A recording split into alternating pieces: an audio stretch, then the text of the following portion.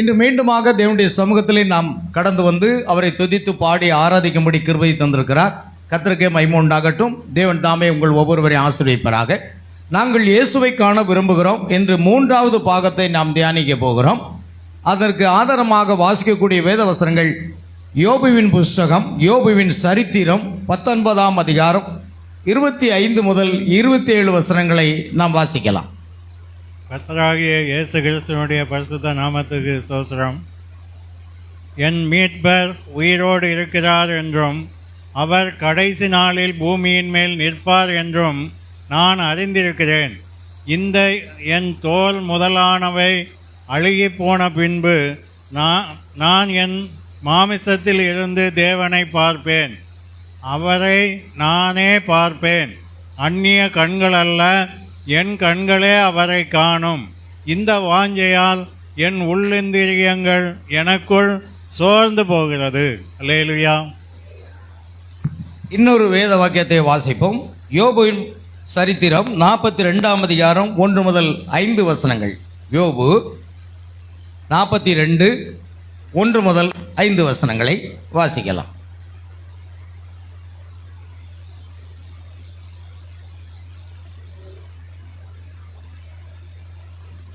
அப்பொழுது யோபு கர்த்தருக்கு பிரயுத்தரமாக, தேவரீர் சகலத்தையும் செய்ய வல்லவர், நீர் செய்ய நினைத்தது தடைபடாது என்பதை அறிந்திருக்கிறேன். அறிவில்லாமல் ஆலோசனையை மறைக்கிற இவன் யார்? ஆகையால் நான் எனக்கு தெரியாததையும் என் புத்திக்கு எட்டாததையும் நான் அறியாததையும் அளப்பினேன் என்கிறேன். நீர் எனக்கு செவியுடும், அப்பொழுது நான் பேசுவேன். நான் உம்மை கேள்வி கேட்பேன், நீர் எனக்கு உத்தரவு சொல்லும். என் காதினால் உம்மை குறித்து கேள்விப்பட்டேன், இப்பொழுதோ என் கண் உம்மை காண்கிறது. அல்லேலூயா. என் காதினால் உம்மை குறித்து கேள்விப்பட்டேன், இப்பொழுதோ என் கண் உம்மை காண்கிறது. அல்லேலூயா. நாம் பாடல் பாடி நாம் ஜெபித்து அவருடைய வார்த்தை கடச் சொல்வோம். இயேசுவை காண வேண்டும் என்ற வாஞ்சை கிரேக்கர்களுக்கு இருந்தது. அதே போல அநேகர்களுக்கு இயேசுவை காண வேண்டும் என்று வாஞ்சிருந்தது. இயேசுவை மாமிச சரீரத்தில் காண்பதல்ல, அந்த மாமிச சரீரத்துக்குள் யார் இருக்கிறார், அவருடைய குணாதிசயம் என்ன, அவருடைய தன்மைகள் என்ன, அதை அறிந்து கொள்வதுதான் இயேசுவை காண்பது. தீர்க்கதரிசி பிரணாம் சொல்றாரு, காண்பது என்றால் என்னது? அறிந்து கொள்வதுன்னு சொல்றார். ஆமேன். காண்பது என்ற வார்த்தை அறிந்து கொள்வது. ஆமேன். அல்லேலூயா. பாருங்கள், ஒரு சிறு காரியத்தை நான் சொல்வேன். ஆகாரை குறித்து பாருங்க. சாராளால் விரட்டப்பட்ட பொழுது தன் பிள்ளையோடு போனாள். வனாந்தரத்தில் தண்ணீர் தாகம் வந்த பொழுது கர்த்தரை நோக்கி கூப்பிட்டார். கர்த்தர் வனாந்தரத்தில் நீரூற்றை உண்டு பண்ணினார். என்னை காண்கிறவரை நான் இங்கு காண்கிறபடியால் நீர் என்னை காண்கிற தேவன் என்று பெயரிட்டார். அவள் தேவனை கண்டாள். அங்கு ரூபம் இருந்ததா? இல்லை. வனாந்தரத்தில் நீரூற்றை எழுப்புனது தேவன் என்று விசுவாசித்தார். இப்ப தேவனை காண்பது என்றால் தேவனுடைய தன்மைகளை, தேவனுடைய கிரியைகளை காண்பதுதான். அதைத்தான் இயேசு சொன்னார். நீங்கள் என் பிதாவின் கிரியைகளை நான் செய்யாதிருந்தால் நீங்கள் என்னை என்ன வேண்டாம்? விசுவாசிக்க வேண்டாம். என் பிதாவின் கிரியைகளை செய்கிறபடியினால் என் பிதா எனக்குள் வாசமாயிருக்கிறார் என்று அவர் சொன்னார். அதுதான் அந்த தன்மைகள், கிரியைகள் வெளிப்படுவதுதான் தேவனை காண்பது. ஆமென். ஆகையால் பிரியமானவர்களே, இன்றைக்கு நாம இயேசுவை காண விரும்புகிறோம் என்று எத்தனை பேர் விசுவாசிக்கிறீர்கள்? எத்தனை பேர் வாஞ்சிக்கிறீங்க? அவரை நாம் பார்க்கணும் அப்படின்னு விசுவாசிக்கிறீங்களா? நிச்சயமா நம்ம பார்க்க தான் போறோம்.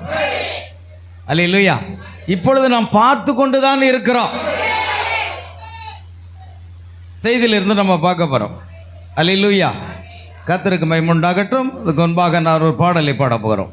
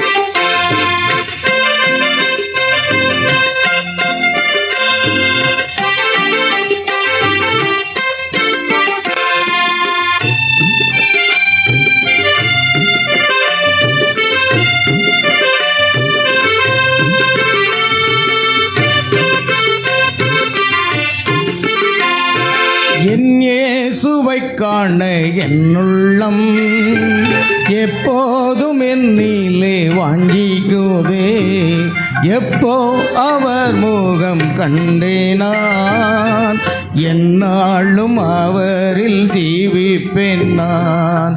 எப்போ அவர் முகம் கண்டேனான், என்னாலும் அவரில் ஜீவிப்பேன் நான். என் இயேசுவை காண என் உள்ளம்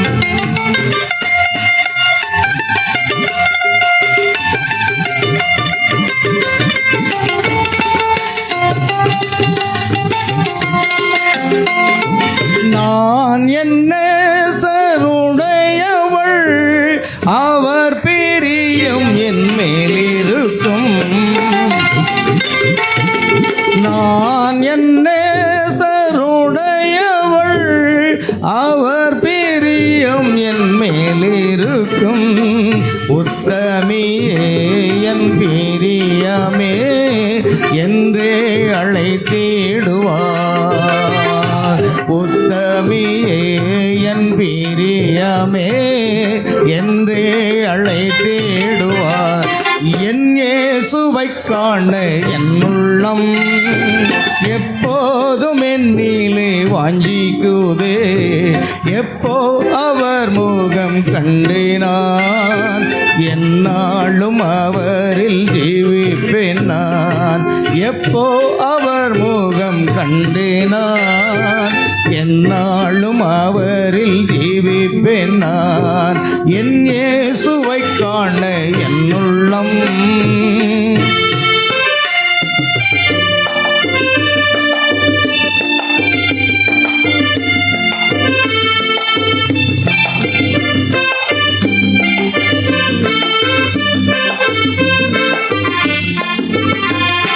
தலை தங்கமயமானவர், தலைமயிர் சுருள் சுருளானவர். தலை தங்கமயமானவர், தலைமயிர் சுருள் சுருளானவர். வெண்மையும் சிவப்புமானவர், விண்ணகராஜனவர். வெண்மையும் சிவப்புமானவர், விண்ணகராஜனவர். என் இயேசுவை காண என் உள்ளம் எப்போதும் என்னிலே வாஞ்சிக்குதே.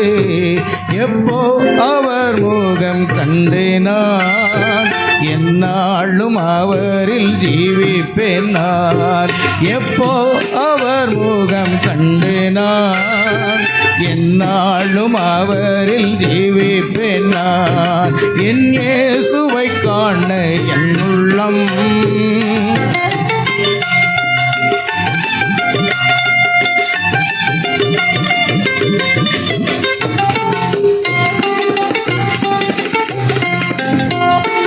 இந்திரநீல ரத்தினங்கள் இழைத்த பிரகாச தந்தம் போலே. இந்திரநீல ரத்தினங்கள் இழைத்த பிரகாச தந்தம் படிகை பச்சை பதித்து விட்ட பொன்வளையில் அவர் கரங்கள், படிகை பச்சை பதித்து விட்ட பொன்வளையில் அவர் கரங்கள். இயேசுவை காண என் உள்ளம் எப்போதும் என்னிலே வாஞ்சிக்குதே, எப்போ அவர் முகம் கண்டு நான் என்னாலும் அவரில் ஜீவிப்பேன் நான், எப்போ அவர் முகம் கண்டு நான் என்னாலும் அவரில் ஜீவிப்பேன் நான். என் இயேசுவை காண என் உள்ளம்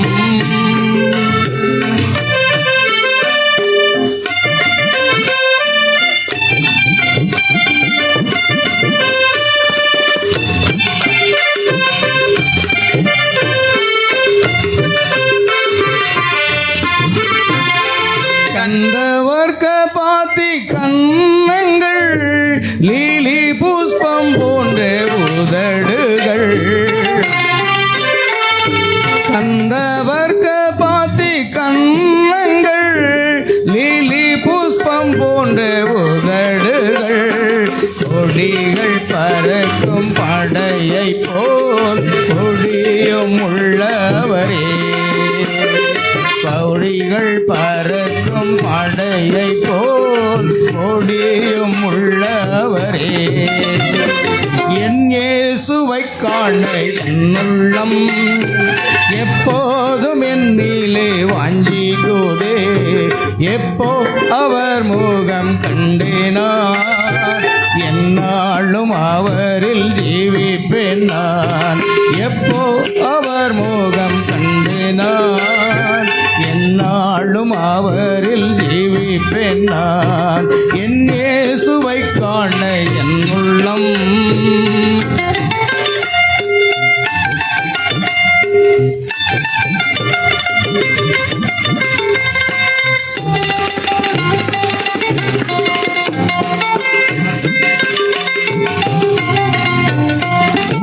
அழகிலே அவர் சந்திரன் போல், பிரகாசத்தில் அவர் சூரியன் போல்,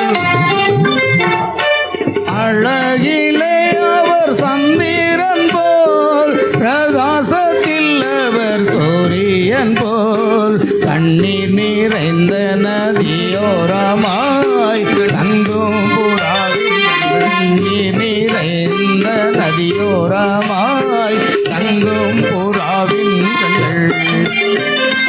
என் இயேசுவை காண என் உள்ளம் எப்போதும் என்னிலே வாஞ்சிக்குதே, எப்போ அவர் முகம் கண்டு நான் என்னாலும் அவரில் ஜீவிப்பேன் நான், எப்போ அவர் முகம் கண்டு நான் என்னாலும் அவரில் ஜீவிப்பேன் நான், என்னாலும் அவரில் ஜீவிப்பேன் நான், என்னாலும் அவரில் ஜீவிப்பேன் நான்.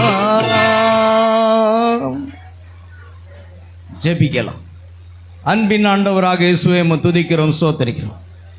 உம்மை காண வேண்டும் என்ற வாஞ்சையினால் என் உள்ளிந்திரியங்கள் எனக்குள் சோர்ந்து போகிறது என்று யோபு என்ற பக்தன் சொல்லுகிறான். எந்த நிலையிலிருந்து இந்த விசுவாச வார்த்தைகளை பேசுகிறான் என்றால், உடல் எல்லாம் பருக்களால் பொத்து வடிந்து கொண்டிருந்த வேளையிலே சாம்பலில் இருந்து ஓட்டை எடுத்து சுரண்டி கொண்டிருந்த பொழுது என் மீட்பர் உயிரோடு இருக்கிறார். கடைசி நாட்களில் பூமியின் மேல் நிற்பார். அந்நிய கண்களினால் அல்ல, என் சொந்த கண்களினால் அவரை காண்பேன். அவரை காண வேண்டும் என்ற வாஞ்சையினால் என் உள்ளிந்திரியங்கள் எனக்குள் சோர்ந்து போகிறது என்று சொல்லுகிறதை பார்க்கிறோம். ஆண்டவரே, அந்த அடிப்படையில் எழுதின இந்த பாடல் அருமையான தேவ ஊழியர் சுவிசேஷகர் ஆண்டவரே டேவிட் ராஜா நாகர்கோவில் பகுதியை சேர்ந்த அவர் கர்த்தருக்குள் நித்திரையடைந்தாலும் ஆண்டவரே அவர் பாடின பாடல்கள் இன்றைக்கும் நாங்கள் பாடிக்கொண்டிருக்கிறோம். ஆண்டவரே, ஆபேல் மரித்தும் இன்னும் பேசுகிறான் என்று சொன்னது போல அருமையான சகோதரர் டேவிட் ராஜா எங்களை விட்டு கடந்து போனாலும் இன்றைக்கு எங்கள் மத்தியிலே அவருடைய பாடல்கள் ஜீவித்துக் கொண்டிருக்கிறதை பார்க்கிறோம். அது எங்களுக்கு உயிரோட்டமாக இருக்கிறது, எங்களை தட்டி எழுப்புகிறதை பார்க்கிறோம். ஓ தேவனே, உம்முடைய நாம மகிமைக்காக இந்த ஆராதனையின் பகுதியை நீர் ஆசீர்வதித்துக் கொண்டிருக்கிறேன். வாசிக்கப்பட்ட வேத வசனங்களை கர்த்தர் ஆசீர்வதிப்பீராக. வேத வசனங்களை வாசித்த அருமையான உம்முடைய மகனை ஆசீர்வதி. கர்த்தருக்கென்று உம்முடைய பிள்ளைகள் கொடுத்த காணிக்கைகள், தசமபாகங்கள் எல்லாவற்றையும் வானத்தின் பலகணிகளை திறந்து இடங்களாமற் போகட்டும் உம்முடைய ஆசீர்வாதங்களை கட்டளையிடுவீராக. ஆண்டவரே, உம்முடைய வார்த்தையை நாங்கள் கேட்க போகிறோம். நாங்கள் இயேசுவை காண விரும்புகிறோம் என்ற தலைப்பிலே 3வது பாகத்தை இன்றைக்கு நாங்கள் தியானிக்க போகிறோம். கர்த்தர் தாமே வாசித்த வசனங்களை ஆசீர்வதியும். மாத்திரமல்ல ஆண்டவரே, கேட்கிறதற்கு தீவிரமாயும் பேசுகிறதற்கு தாமதமாயும் இருங்கள் என்று சொல்லப்பட்டிருக்கிறது. தேவனுடைய வார்த்தை கேட்பதற்கு எங்கள் செவிகளை விருத்த சேதனை செய். இப்படியாக ஜெபிக்கின்றார். எங்கள் இருதயங்களை விருத்த சேதனை செய்வீராக. பேசுகிற அடியனுடைய நாவுகளை விருத்த சேதனம் செய்வீராக. எங்கள் ஒவ்வொருவரையும் பரிசுத்த ஆவியினுடைய வல்லமையால் அபிஷேகப்பட்ட வார்த்தைகளை எங்கள் மத்தியிலே ஆவியானவர் பேசும்படியாக ஜெபிக்கின்றார். அது கேட்கிற உள்ளங்கள் எம்மாவூர் சீசருடைய உள்ளங்கள் கொழுந்து விட்டு எரிந்தது போல எங்கள் இருதயங்கள் கொழுந்து விட்டு எரியத்தக்கதாக பரிசுத்த ஆவியினுடைய பிரசன்னங்களை சூழ்ந்து கொள்வதாக எங்கள் ஒவ்வொருவரையும் பரிசுத்த ஆவியானவர் ஆட்கொள்ள வேண்டுமாய் ஜெபிக்கிறேன். கர்த்தருடைய நாமம் மகிமைப்படுவதாக. சகல துதி கன மகிமை யாவற்றையும் உமக்கு செலுத்துகிறோம். கர்த்தராகிய இயேசு கிறிஸ்துவினுடைய நாமத்தில் கேட்கிறோம் பிதாவே, ஆமென். அல்லேலூயா. உட்காரலாம். என் மீட்பர் உயிரோடு இருக்கிறார். அருமையான வேத வசனங்கள் விசுவாச அறிக்கையை பார்க்கிறோம். நாங்கள் இயேசுவை காண விரும்புகிறோம் 3வது பாகத்தை தியானிக்க போறோம். We want to see Jesus. ஆமென். அல்லேலூயா. நம்முடைய எண்ணங்கள் என்னவா இருக்கணும்? இயேசுவை நான் காண வேண்டும். மத்திய ஆகாயத்திலே அவர் தம்முடைய மகிமையின் சாயலில் இறங்கி வரும் பொழுது நாம் எல்லோரும் இமைப்பொழுதிலே மர்வமாகி ஆகாயத்தில் எடுத்துக் கொள்ளப்பட்டு அவரை முகமுகமாக சந்திப்போம் என்ற ஒரு விசுவாசத்தோடு தான் நாம் வாழ வேண்டும். இப்பொழுது கண்ணாடியில் நாம் நிழலாட்டமாக கண்ணாடியில் காண்கிறது போல நிழலாட்டமாக அவரை பார்க்கிறோம். எத்தனை பேர் இயேசுவை இப்பொழுது பார்க்கிறீர்கள்? ஏன்? அவருடைய தன்மையை அவர் வெளிப்படுத்திக் கொண்டிருக்கிறார். அவருடைய கிரியைகளை வெளிப்படுத்திக் கொண்டிருக்கிறார். அவர் நேற்றும் என்றும் மாறாதவர் என்பதை வெளிப்படுத்திக் கொண்டிருக்கிறார். இந்த மணி நேரத்துக்கான செய்தியை வெளிப்படுத்திக் கொண்டிருக்கிறார். நாம் அவரை காண்கிறோம். நான் உம்மை குறித்து கேள்விப்பட்டேன், இப்பொழுது நான் காண்கிறேன் என்று யோபுவினுடைய விசுவாச அறிக்கையை பாருங்கள். நாம் போவோம், வார்த்தை போவோம். நமது முன்னிலையில் திரை நீக்கப்பட்டுள்ள வல்லமுள்ள தேவன் என்ற செய்தியில வேதத்தில் காணப்படும் மிக பழமையான புஸ்தகங்களில் ஒன்றை நாம் எடுத்துக்கொள்வோம். யோபுடைய புஸ்தகம் மிக பழமையான ஒரு புஸ்தகமா. அவனுடைய காலத்தில் மிகவும் அவன் நீதிமானாக இருந்தான். யோபுடைய சரித்திரம் நமக்கு தெரியும். யோபு 1ஆம் அதிகாரம் 8வது வசனத்திலே நாம் வாசிக்கும் பொழுது யோபு சாத்தானை நோக்கி, கர்த்தர் சாத்தானை நோக்கி, தாசனாகிய யோபின் மேல் கவனம் வைத்தாயோ, உத்தமனும். அவன் பாருங்க, அவன் உத்தமனாக இருந்தான், சன்மார்க்கனாக இருந்தான், தேவனுக்கு பயப்படுகிறவனாக இருந்தான், பொல்லாப்புக்கு போகவே மாட்டான், பொல்லாப்புக்கு விலகுகிறவனாக இருந்தான். அவனை போல பூமியில் ஒருவனும் இல்லை என்றார். அவனை போல no man is here. அவனை போல பூமியில ஒருவனுமே இல்லை. சாட்சி கொடுத்தது யாரு? உன் பக்கத்து வீட்டுக்காரர் சாட்சி கொடுத்தா செல்லாது, எதிர் வீட்டுக்காரர் சாட்சி கொள்ள செல்லாது. ஆமென், ஆமென். காலையில் டாஸ்மாக் கடையில் ஒரு குவார்டர் வாங்கி கொடுத்தா கூட நீ நல்லவேன்னு சொல்லுவான். அதுதான் உலகம். ஆமென், ஆமென். ஒரு டீ வாங்கித்தான்னா தரமாட்டான். நீ எவ்வளோ குடிக்கிற, நான் வாங்கி தரேன்பா. ஆனால் அவன் தான் நல்லவன் பேர் எடுக்க முடியும் பூமியில். ஆனால் தேவன் நம்மை நல்லவன் என்று சொல்ல முடியுமா? யோபனுடைய வாழ்க்கை குறித்து தேவனே வாக்கு என்ன செய்கிறார்? சாட்சி கொடுக்கிறார். அவனை போல நல்லவன் பூமியில் ஒருவனும் இல்லை. அவனை போல உத்தமன் பூமியில் ஒருவனும் இல்லை, பொல்லாப்புக்கு விலகிறவன் ஒருவனும் இல்லை, தேவனுக்கு பயப்படுகிற அவனை போல ஒருவனும் இல்லை. அப்படிப்பட்ட ஒரு சாட்சி அவன் கொடுக்கிறார் தேவன். ஏன்னா விசுவாசத்துக்கு தேவன் எப்பொழுதுமே சாட்சியாக நிற்பார். எபிரேயர் 11:5 என்று கரைகிறேன். விசுவாசத்தினாலே ஏனோக்கு மரணத்தை காணாதபடி எடுத்துக்கொள்ளப்பட்டான். தேவன் அவனை எடுத்துக்கொண்டபடியினால் காணப்படாமற் போனால், அவன் எடுத்துக்கொள்ளப்படுவதற்கு முன்பாக அவன் சாட்சி பெற்றான். நம்முடைய வாழ்க்கையில் யாரு சாட்சி கொடுக்கணுங்க? இயேசு இந்த பூமியில் இருந்து சொன்னார், என்னை குறித்து சாட்சி கொடுக்க ஒருவர் இருக்கிறார், என் பிதா என்னை குறித்து சாட்சி கொடுக்கிறார் என்று கூறினார். அல்லேலூயா. அருமையான தேவனுடைய பிள்ளைகளை, நம்மை குறித்து தேவன் சாட்சி கொடுக்கணும். தாவீதுடைய வாழ்க்கையில் சில குறைகள் இருந்தது. ஆனாலும் தேவன் சொன்னார், தாவீது என் இருதயத்துக்கு ஏற்றவன், நான் சொல்லுகிறபடி எல்லாம் அவன் செய்வான். சாட்சி. நமக்கு சாட்சி யாரும் சொல்லணும்? தேவன் சொல்லணும்.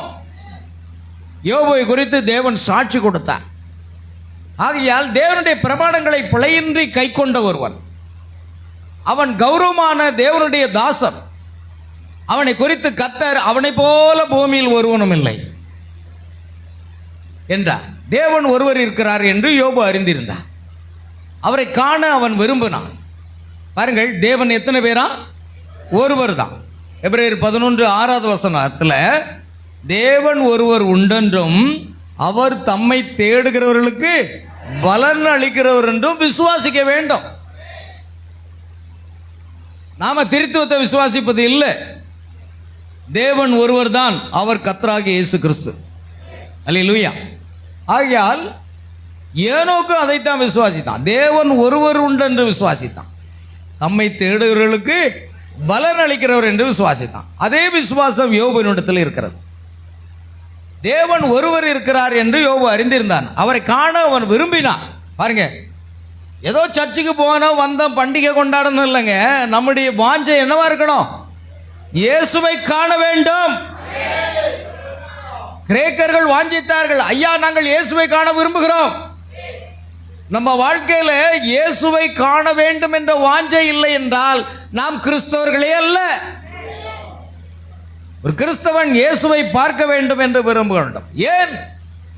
எதற்காக? கல்வாரி சிலுவையிலுடைய பாவங்கள், சாபங்கள், வியாதிகள், பலவீனங்கள் எல்லாம் ஏற்றுக்கொண்டு எனக்கு என்னுடைய மீறுதலுக்காக காயப்பட்டார், என்னுடைய அக்கிரமங்களுக்காக நொறுக்கப்பட்டார், எனக்கு சமாதானத்தை உண்டு பண்ணும் ஆக்கினை வந்தது, அவருடைய தழும்புகளால் நான் குணமாக்கப்பட்டிருக்கிறேன். அப்படிப்பட்டவரை நான் காணாமல் இருக்க முடியுமா? ஆமென். யோபு அவரை காண விரும்பினான். அவன் தேவனுடைய வீட்டிற்கு சென்று கதவை தட்டி, உம்முடன் பேச விரும்புகிறேன். என்ன செய்யணும்? அதிகாலையில் எழுந்து ஆண்டவரோட பேச விரும்புறீங்களா? இல்லை 8 மணி வரைக்கும் தூங்கிட்டு இருக்கீங்களா? 4 மணிக்கு அங்கிருந்து எனக்கு ஃபோன் வருது சுவிட்சர்லாந்துலேருந்து. அதிகாலையில் ஜெபித்து கண்ணீரோடு இந்த பதிவை எனக்கு போடுறாங்க. ஆமென். அல்லேலூயா. ஏன்னா அதிகாலையில் என்னை தேடுகிறவர்கள் என்னை கண்டடைவார்கள். உம்முடன் நான் பேச விரும்புகிறேன் என கூறி அங்கு உட்கார்ந்து அவருடன் பேச விரும்பினான்.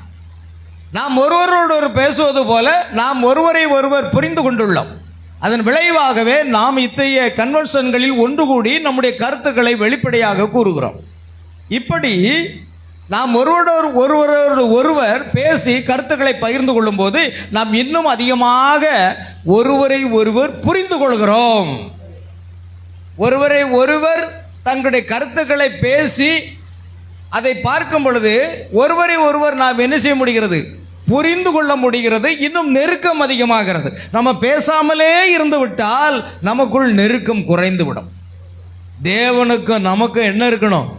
அனுதினமும் பேசிக்கிட்டே இருக்கணும். அவரும் பேசணும், நாமும் பேசணும். அப்பதான் நமக்குள்ள தேவனுக்கு நமக்குள்ள உறவு மேம்படும். அல்லேலூயா. ஆகையால் நாம் இன்னும் அதிகமாக ஒருவர் புரிந்து கொள்கிறோம். போதகர்களும் அவ்வாறு செய்கின்றனர். எதுக்கு ஊழியர் கூட்டம் வைக்கிறோம்?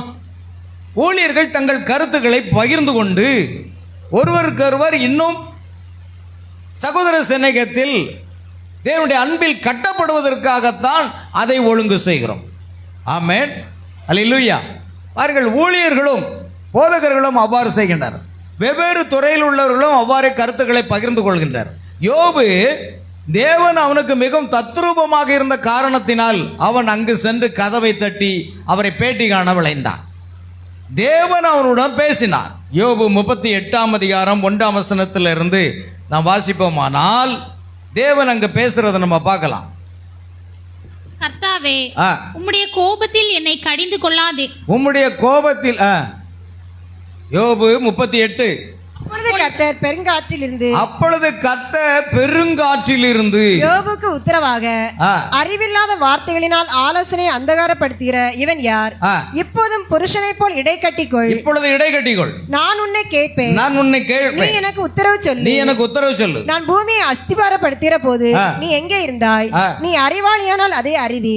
அதற்கு அளவு குறித்தவர் யார்? அதன் மேல் நூல் போட்டவர் யார்? இதை நீ அறிந்திருந்தால் சொல்லு. அதன் ஆதாரங்கள் எதின் மேல் போடப்பட்டது? அதன் கோடிக்கல்லை வைத்தவர் யார்? சரி, போதும். நம்ம மெயினா பார்க்க வேண்டியது முதல் வசனம்.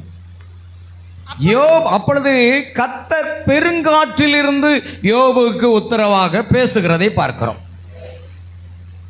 தேவன் எப்பொழுதுமே பழைய ஏற்பாட்டு காலத்தில் தன்னை என்ன செய்கிறார்? சொல்லுங்க. போன வாரம் தான் பிரசங்கம் பண்ண. தன்னை என்ன செய்கிறார்? மறைத்துக் கொள்ளுகிறார். தேவன் தம்மை சுழல் காற்றில் மறைத்துக் கொள்ளுகிறார், மேக ஸ்தம்பத்தில் மறைத்துக் கொள்ளுகிறார், அக்னி ஸ்தம்பத்தில் மறைத்துக் கொள்ளுகிறார், காணக்கூடாத ஒளிக்கில் அவர் தன்னை மறைத்துக் கொள்ளுகிறார். தேவனை ஒருவனும் கண்டு உயிரோடு இருக்க முடியாது. ஆகையால் தேவனை நாம் காண வேண்டுமென்றால் அந்த மேகஸ்தம்பத்துக்குள்ளாக, அந்த அக்னி ஸ்தம்பத்துக்குள்ளாக, அந்த சுழல் காற்றுக்குள்ளாக. ஆமென், அல்லேலூயா. கர்த்தருக்கு மகிமை உண்டாகட்டும். கவனிக்க. ஆகையால் அவர் ஒருவர் தேவன் அவனுடன் பேசினார். நம்மளோட பேசுவாரா? தட்டணும். அவன் கதவு தட்டி உம்மோட நாம் பேசணும். ஆமென், அல்லேலூயா. நீங்க வாஞ்சிக்கணும், ஆண்டவரோட நான் பேசணும்னு வாஞ்சிக்கணும். ஏதோ ஒரு நாள் சர்ச்சுக்கு வந்தோமா அதோட முடிஞ்சு போனது கூடாது. அவரோடு நான் பேசணும். ஆண்டவரே, உம்மோடு நான் பேசணும். அவர் பேசுவாரா? உங்கள்கிட்ட பேசியிருக்காரா? ஆமென். அவர் பேசுவார். பழைய ஒரு பாடல் உண்டு. பேசும் தெய்வம் நீர், பேசாத கல்லோ மரமோ நீரல்ல, பேசும் தெய்வம் நீர். இப்படிப்பட்ட பழைய பாடலாம் நம்ம சபையில் பாடுறதில்லை இப்போ. அல்லேலூயா. உணர்வு பூர்வமான பாடல்களை பாட நான் விரும்புகிறேன். ஆமென். கவனிய. தேவன் அவனுடன் பேசினார் என்று நாம் காண்கிறோம். ஆனால் அவர் திரை மறைக்கப்பட்டிருந்தார். எங்கிருந்து பேசினாரு? ஒரு உருவமாக வரல. இன்னைக்கு அநேகர் இயேசுவை ஒரு உருவமாக, தேவனை ஒரு உருவமாக பார்க்கணும்னு நீங்க நினைக்கிறீங்க. அப்படித்தானே விரும்புறீங்க. ஆனா யோபுக்கு அவர் திரை மறைக்கப்பட்டிருந்தார். அவர் சுழல் காற்று என்னும் உறவில் திரை மறைக்கப்பட்டிருந்தார். ஆமென். எங்க இருக்கிறார் தேவன்? சுழல் காற்று. சுழல் காற்று என்ற உடனே ஞாபகம் வருகிறது. தீர்க்கதரிசி வில்லியம் பிரணாமிடத்திலே 7 வயது ஆகும்பொழுதே இருந்து கர்த்தர் சுழல் காற்றில் சுழன்று வந்து அவரோடு பேச ஆரம்பித்தாராம். ஆமென், அல்லேலூயா. அவர் யோபிடம் இடை கட்டி கொண்டு புருஷனை போல் வரும்படி கூறினார். அவர் மனிதரை போல் அவனுடன் பேச போகின்றார். ஆமென். ஒரு மனிதன் எப்படி நேருக்கு நேராக பேசுவாங்களோ அப்படி பேசுவாங்களாம். மோசே போல தேவனுடன் முகமுகமாக பேசினவன் ஒருவரும் இல்லைன்னு இருக்கா இல்லையா? எல்லாரும் தேவனோடு பேசுனாங்க. இப்போ நாம ஏன் பேச மாட்டோம்? அவர்கிட்ட பேச நீங்க முதல்ல விரும்பணும். கதவை தட்டி உம்மிடத்தில் நான் பேச விரும்புகிறேன். அவர் என்ன செய்கிறார்? சுழற்காற்றில் தன்னை மறைத்து கொண்டு அங்கிருந்து சத்தம் வருது.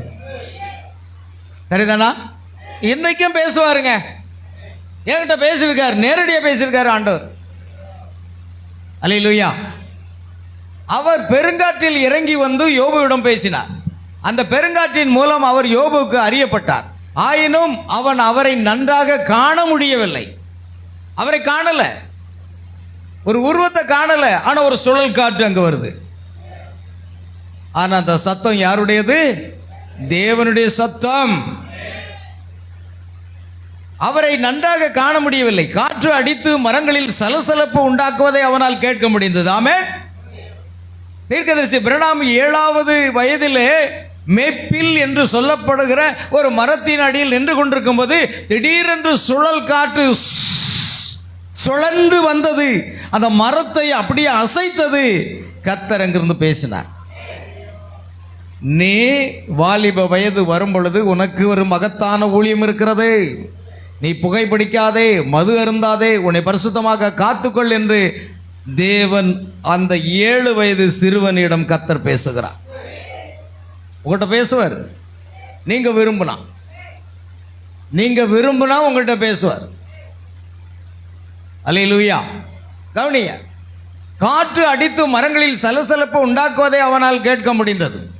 அந்த பெருங்காற்றில் இருந்து ஒரு சத்தம் புறப்பட்டு வந்து அவனுடன் பேசினது. தேவன் பெருங்காற்றில் திரைமறைக்கப்பட்டிருந்தார். ஆமென். தென் ஆப்பிரிக்காவில் அவர்கள் அமோயா என்னும் சொல்லை உபயோகிக்கின்றனர். அது காணக்கூடாத ஒரு சக்தி என பொருள்படும். பெருங்காற்றில் இருந்த அந்த காணக்கூடாத சக்திக்கு மற்றவர்கள் கேட்கக்கூடிய ஓசை இருந்தது. விவேகானந்தர் பாறைக்கு நான் அந்த தியான மண்டபத்துக்கு போகும்பொழுது அங்கே ஓம்னு ஒரு சத்தம் கேட்டுச்சு. அது என்ன? எங்க அது தேவன் தான். ஆனால் அவங்க அறியல. ஏன்னா பைபிள்ல இருக்கு, ஆதிமே சப்துதா ஓ சப்து குதாக்கு சாத்தா ஓ சப்து குதாத்தா. ஆதியில என்ன இருந்தது? சத்தம் இருந்தது. இங்கே வார்த்தை இருந்தது என்று தமிழ்ல இருக்கிறது. இந்தி பைபிள்ல ஆதிமே சப்துதா, சத்தம் இருந்தது. அந்த சத்தம் தான் தேவன். அந்த சத்தம் தான் யோபுவோடு பேசுகிறது. ஆமென். ஆனா ஜனங்களால புரிந்து கொள்ள முடியல. அந்த தியான மண்டபத்தில் வேறு எதுவுமே கிடையாது, ஒரு உருவங்களும் கிடையாது. அல்லேலூயா. ஆமென். அதுதான் தேவன். நான் கூட சொல்லுவேன் சில பேர்ட்ட, நீங்க என்ன எங்க கடவுளை காட்டிலே உங்க கடவுள் இப்போ தானே வந்தது அப்படின்னு சொல்லுவாங்க. ஏங்க நான் யாரை வணங்குறேன் உங்களுக்கு தெரியுமான்னு கேட்பேன். சில பேர்ட்ட கேட்பேன். சில இந்து சகோதரர்கள்ட்ட பேசுவேன். பேசும்போது அவங்கள்ட்ட சொல்லுவேன், நான் யாரை வணங்குறேன், யாரை ஆராதிக்கிறேன் உங்களுக்கு தெரியுமான்னு கேட்டேன். சொல்லுங்க, நீ இயேசுவை தானே? நான் ஆதிபரா சக்தியை தான் நான் வணங்குறேன் அப்படின்னு சொல்லுவேன். இங்க எல்லாருக்கும் சாக்காயிட்டாங்க. இப்போ ஆதி பராசக்தியை தான் நான் வணங்குறேன் அப்படின்னு சொல்லுவேன். நீ ஆதி பராசக்திங்கன்னா அது ஒரு பெண்ணா வடிவமைச்சு முகம் மட்டும் கொஞ்சம் அங்கே தெரிய முடியுமா, கருப்பா என்னெல்லாமோ பெயிண்ட் அடிச்சு வச்சிருக்கிற இதுதான் சொல்றேன். நான் அப்படி இல்லை. ஆதியில் இருந்த, ஆதி இன் த பிகினிங், ஆதி பரா பெரிய சக்தி. இங்கே தான் சக்தின்னு நம்ம வாஸ்தவம். பவர். சக்தி என்றால் என்ன அர்த்தம்? பவர், வல்லமை. ஆதி பராசக்தி, ஆதியில் இருந்த பெரிய மகத்துவமான அந்த வல்லமை, அதைத்தான் நான் ஆராதிக்கிறேன் அப்படின்னா சாக்காயிட்டான். நீ கற்பனையில் ஒரு சிலையை வெடிச்சு இதுதான் ஆதி பராசக்தின்னு மக்களை ஏமாத்திக்கிட்டு இருக்கிற. ஆனா அதுவல்ல, ஆதியில் இருந்த ஒரு பெரிய மகாசக்தி, அதுதான் Adi Parasakthi. In the beginning the great power. அல்லேலூயா. ஆதியில் இருந்த பெரிய வல்லமை, அதுதான் தேவன். அவர் மாம்சத்தில் பூமியில இறங்கி வந்தார். அவர் தான் கர்த்தராகிய இயேசு கிறிஸ்து. இப்படி சொன்னா அவன் என்ன பண்ணுவான்? ஆதி பராசக்தி தாங்க என் தெய்வம். அதுக்கு அர்த்தம் என்ன? நீங்க அப்படியா? அவன் மறைஞ்சுக்கிட்டான். ஆமென். கற்பனையில் வடித்து கொண்ட சிலைகள். ஆனால் அதுவல்ல பிரியமானவர்களே, ஆதியில் இருந்த பெரிய வல்லமை. தேவனை தவிர வேற வல்லமை கிடையாது. தேவனுக்கு அடுத்த ஸ்தானத்தில் இருக்கிறது பிசாசின் வல்லமை. ரெண்டே வல்லமை தான் உலகத்தில் உண்டு. அதனால புரிந்து கொள்ளணும். எதையுமே நீங்க புரிந்து கொள்ள வேண்டும். ஆகையால் அந்த சக்திக்கு, மற்றவர் காணக்கூடாத சக்திக்கு மற்றவர்கள் கேட்கக்கூடிய ஒரு ஓசை இருந்தது. ஆமென். அது யோபியிடம் பேசினது. ஆயினும் அவருடைய உருவத்தை அவன் காணவே இல்லை. பாத்தீங்களா? தேவனுடைய உருவத்தை பார்க்கல, ஆனா தேவன் அவனோடு பேசுகிறார். ஆனால் அவர் அவனுக்கு பெருங்காற்றினால் திரைமறைக்கப்பட்டிருந்தார். வேதத்தின் மகத்தான தீர்க்கதரிசிகள் ஒருவனான பழைய ஏற்பாட்டின் மோசே தேவனால் தெரிந்து கொள்ளப்பட்ட அவனும் அவரை காண வாஞ்சித்தான். ஆமென். அல்லேலூயா. எல்லாரும் ஆண்டவரை பார்க்கணும்னு வாஞ்ச இருக்கு. நாம சர்ச்சுக்கு வர்ற கூட வாஞ்ச இல்லாம நிறைய பேர் வீட்டில் இருக்காங்க. ஏதோ ஒரு 4 வாரத்துக்கு ஒரு தடவை கொஞ்சம் தலையை காட்டிட்டு பிரசன்ட் போட்டு போயிடுவாங்க. வாஞ்சை இருக்கிறதா இல்லையா? கர்த்தருடைய ஆலயத்துக்கு போவோம் என்று சொன்ன உடனே என்ன இருந்தது? மகிழ்ச்சி, மன மகிழ்ச்சி. அதை காட்டில ஒரு வேற மகிழ்ச்சி என்னங்க இருக்கு? நீங்க ஆராதனை விட்டுருதீங்க அப்படின்னாலே உங்களுக்கு தேவன் மேல என்ன இல்லை, ஒரு வாஞ்சை இல்லைன்னு அர்த்தம். ஆமென். அல்லேலூயா. நான் எப்பொழுதும் உம்முடைய சந்நிதியில் வந்து நிற்பேன். 10 மணிக்கு ஆராதனை ஆரம்பிச்சிருவாங்க. இப்போ பாட்டு நடந்துகிட்டு இருக்கோம், இப்போ ஆராதனை நடந்துகிட்டு இருக்கோம். அந்த ஓட்டத்தில் ஓடி வரணும். நீங்கள் மெதுவாக பாட்டெல்லாம் முடிஞ்சு, ஜபம்லாம் முடிஞ்சு, சிறு பிள்ளைகள் வசனம் முடிஞ்சு, இப்போ சாட்சி சொல்கிற நேரத்தில் தான் மெதுவாக வரேன். என்ன வாஞ்சை இருக்கிறதுன்னு நான் கேட்குறேன். சொல்கிறேன், தப்பாக எடுத்துக்கிறாங்க. உங்களுக்கு வாஞ்சை என்ன? ஆமென். அல்லேலூயா. இங்கேருந்து மதுரையிலேருந்து மும்பைக்கு போகிறோம். 4 மணிக்கு ஃப்ளைட்டு, ஏரோப்ளைன் 4 மணிக்கு கிளம்புது. 12 மணிக்கு உள்ளே இருக்கணும். எல்லா சோதனைகளையும் நடைபெற்று அடுத்து பாஸ்போர்ட் சரியாக இருக்கா எல்லாம் வெரிஃபை பண்ணுறதுக்கு 2 மணி நேரத்துக்கு முன்னாடி வர சொல்கிறாங்க. ஆமென். 4 மணின்னா 4:05க்கு நீங்கள் போனீங்கன்னா என்ன ஆகும்? உங்களை உள்ளே விட மாட்டாங்க. 4 மணிக்கு ஃப்ளைட்டு பழப்பிருந்தா 2 மணி நேரத்துக்கு முன்னாடி. எந்த ஒரு விமானத்தில் பயணம் செய்கிறவங்க 2 மணி நேரத்துக்கு முன்னாடி அந்த செக்கிங் முடிகிறதுக்கே அவ்வளோ டைம் ஆகும். அப்புறம் வெயிட்டிங் ஹாலில் நீங்கள் காத்திருக்கணும். அப்புறம் பஸ்ஸு வரும். பஸ்ஸில் ஏறி நேராக எங்கே போயிடுவீங்க? ஃப்ளைட்டில் போய் அங்கேருந்து படியில் ஏறி உட்காந்து போயிருக்கோம். கர்த்தருடைய கிருபையினாலே எத்தனையோ முறை நான் மும்பைக்கு பிரயாணமாக போய் வந்திருக்கிறேன். ஆமென். கவனிங்க. ஆகியால் தீர்க்கதரிசிகள் ஒருவனான பழைய ஏற்பாட்டின் மோசே தேவனால் தெரிந்து கொள்ளப்பட்ட அவனும் அவரை காண வாஞ்சித்தான். அவன் அவருக்கு மிகவும் நெருங்கியவனாக இருந்தான். அவருடைய மகத்தான காணக்கூடாத கரம் அவனுக்கு முன்னால் சென்று அநேக மகத்தான செயல்களை புரிந்தது. உம்முடைய சமூகம் எனக்கு முன்பாக செல்லட்டும். ஆமென். அவருடைய சமூகம் என்பதும் தேவன் என்பதும் ஒருவரே. தேவனுடைய பிரசன்னம் அவருக்கு முன்னால போகிறது. மோசே அவரை காண விரும்பினார். ஆமென். பாருங்கள், அநேக மகத்தான செயல்களை புரிந்தது. அவைகள் தேவன் மாத்திரமே செய்திருக்க முடியும். ஒரு நாள் மோசே அவரை காண விரும்பினார். தேவன் அவனிடம் அங்கே கன்மலையின் மேல் நில்லு என்றார். எல்லாருக்கும் தேவனை பார்க்க வேண்டும் என்று ஒரு வாஞ்சை. அது யோபு போல யாருமே இல்லை. உடல் பூரா கொப்பளம் வடிந்து கொண்டு இருக்கிறது. நீர் ஓட்டை எடுத்து சாம்பல்ல உட்கார்ந்து சொருண்டிக்கிட்டே இருக்கார். மனைவி தூசிக்கா சீக்கிரம் செத்து தலையுமே அப்படிங்கிறாங்க. இருந்து இந்த மத்தியில் என் மீட்பர் உயிரோடு இருக்கிறார், நான் அவரை பார்ப்பேன். அதுவல்லவா விசுவாசம். ஆமென். யோபு புஸ்தகத்தை நீங்க யோபுடைய சரித்திரத்தை நீங்க வாசிங்க. முதல்ல திரும்ப திரும்ப வாசிங்க. தேவன் அவனிடம் அங்கே கன்மலையில் வந்து நில்லு. மோசே கன்மலை மேல் நின்று கொண்டிருந்த போது அவர் கடந்து போவதை அவன் கண்டான். ஆமென். பாருங்க, அவருடைய பின்பக்கத்தை மாத்திரமே அவன் கண்டான். அது மனிதனை போல இருந்ததாக அவன் கூறினான். பாருங்களா, ஒரு மனிதன் கடந்து அப்படியே போகிறான், பின்பக்கம் பார்க்குறான். ஏன்னா அவருடைய முகத்தை கண்டு ஒருவரும் உயிரோடு இருக்க முடியாது. ஆமென். தேவனுடைய முகத்தை கண்டு ஒருவரும் உயிரோடு இருக்க முடியாது. ஆகையால் மனிதனின் பின்பக்கத்தை போல் ஆயினும் அவன் தேவனை காணவில்லை. அவருடைய திரையை மாத்திரமே கண்டான். தேவன் அந்த திரைக்குள் தன்னை மறைத்து கொண்டு கடந்து போகிறதை அவன் கண்டான். தேவனை ஒருவனும் ஒரு காலம் கண்டதில்லை, பிதாவின் மடியில் இருக்கிற ஒரே பேரான குமாரனே அவரை வெளிப்படுத்தினார் என்று வேதம் கூறுகிறது. யோவான் 1:17. எனவே மோசே அவரை மனிதன் என்னும் திரையில் கண்டான்.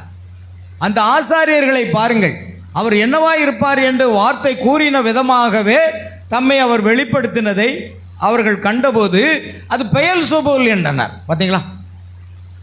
ஒரு மனித சரீரத்தில் இருந்து புதிய ஏற்பாட்டில் தேவன் தன்னை வெளிப்படுத்தினார். ஆமென். அவர் உலகத்தில் பிரவேசிக்கும் பொழுது, அதாவது தேவன் உலகத்தில் பிரவேசிக்கும் பொழுது அவர் என்ன செய்தார்? ஒரு சரீரத்தை ஆயத்தப்படுத்தினார்.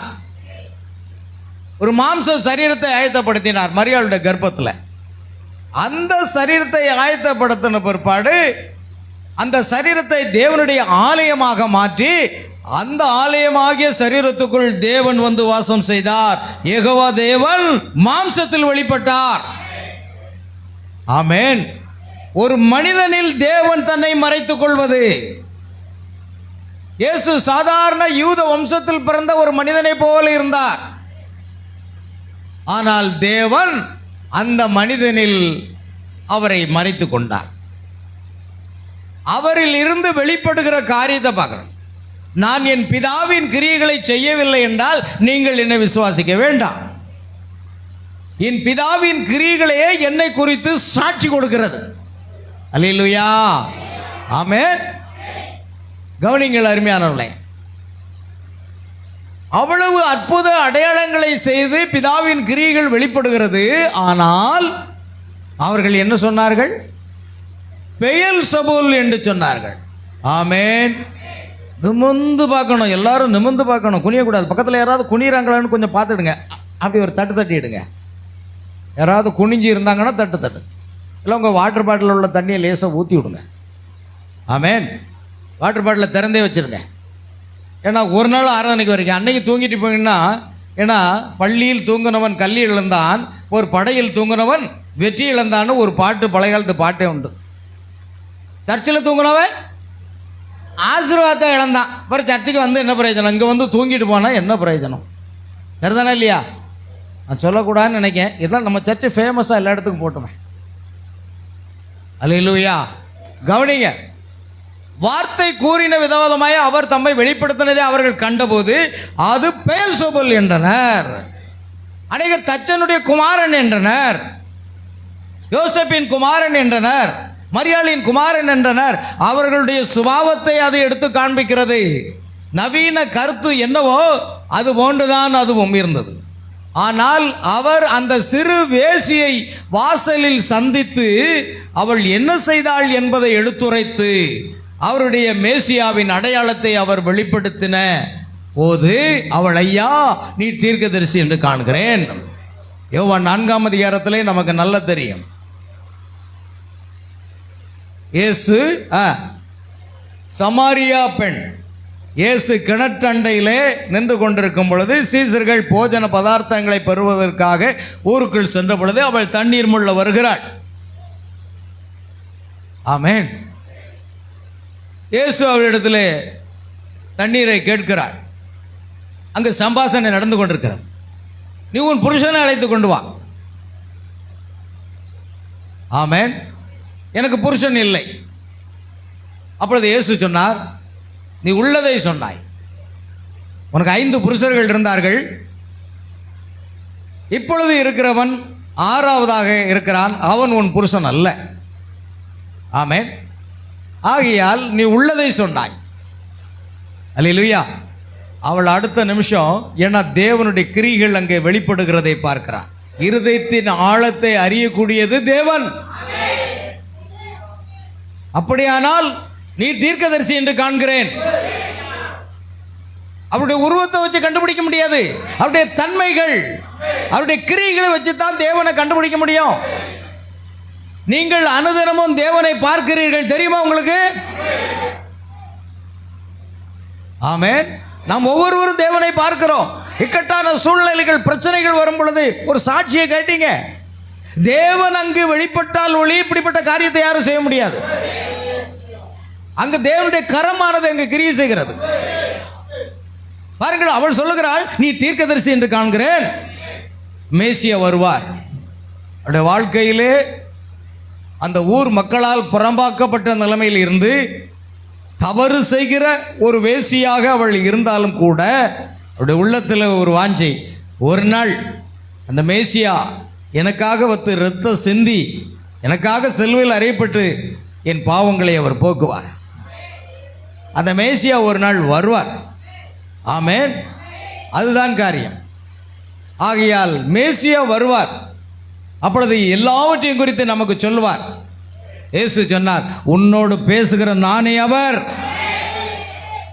உன்னோடு பேசுகிற நான் தான் அந்த மேசியா. அவர் அடையாளம் கண்டு கொண்டாள்.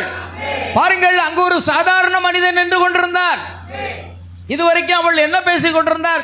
யூதருக்கும் சமாரியருக்கும் சம்பந்தம் இல்லையே, நீர் எப்படி என்னிடத்தில் வந்து தண்ணீர் கேட்கிறார் என்று தான் அவள் பேசினாள். ஏன்னா இயேசு யூத வம்சத்தில் பிறந்தார், இவள் சமாரிய பெண். யூதருக்கும் சமாரியர்களுக்கும் என்ன கிடையாது? சம்பந்தமே கிடையாது. அல்லேலூயா.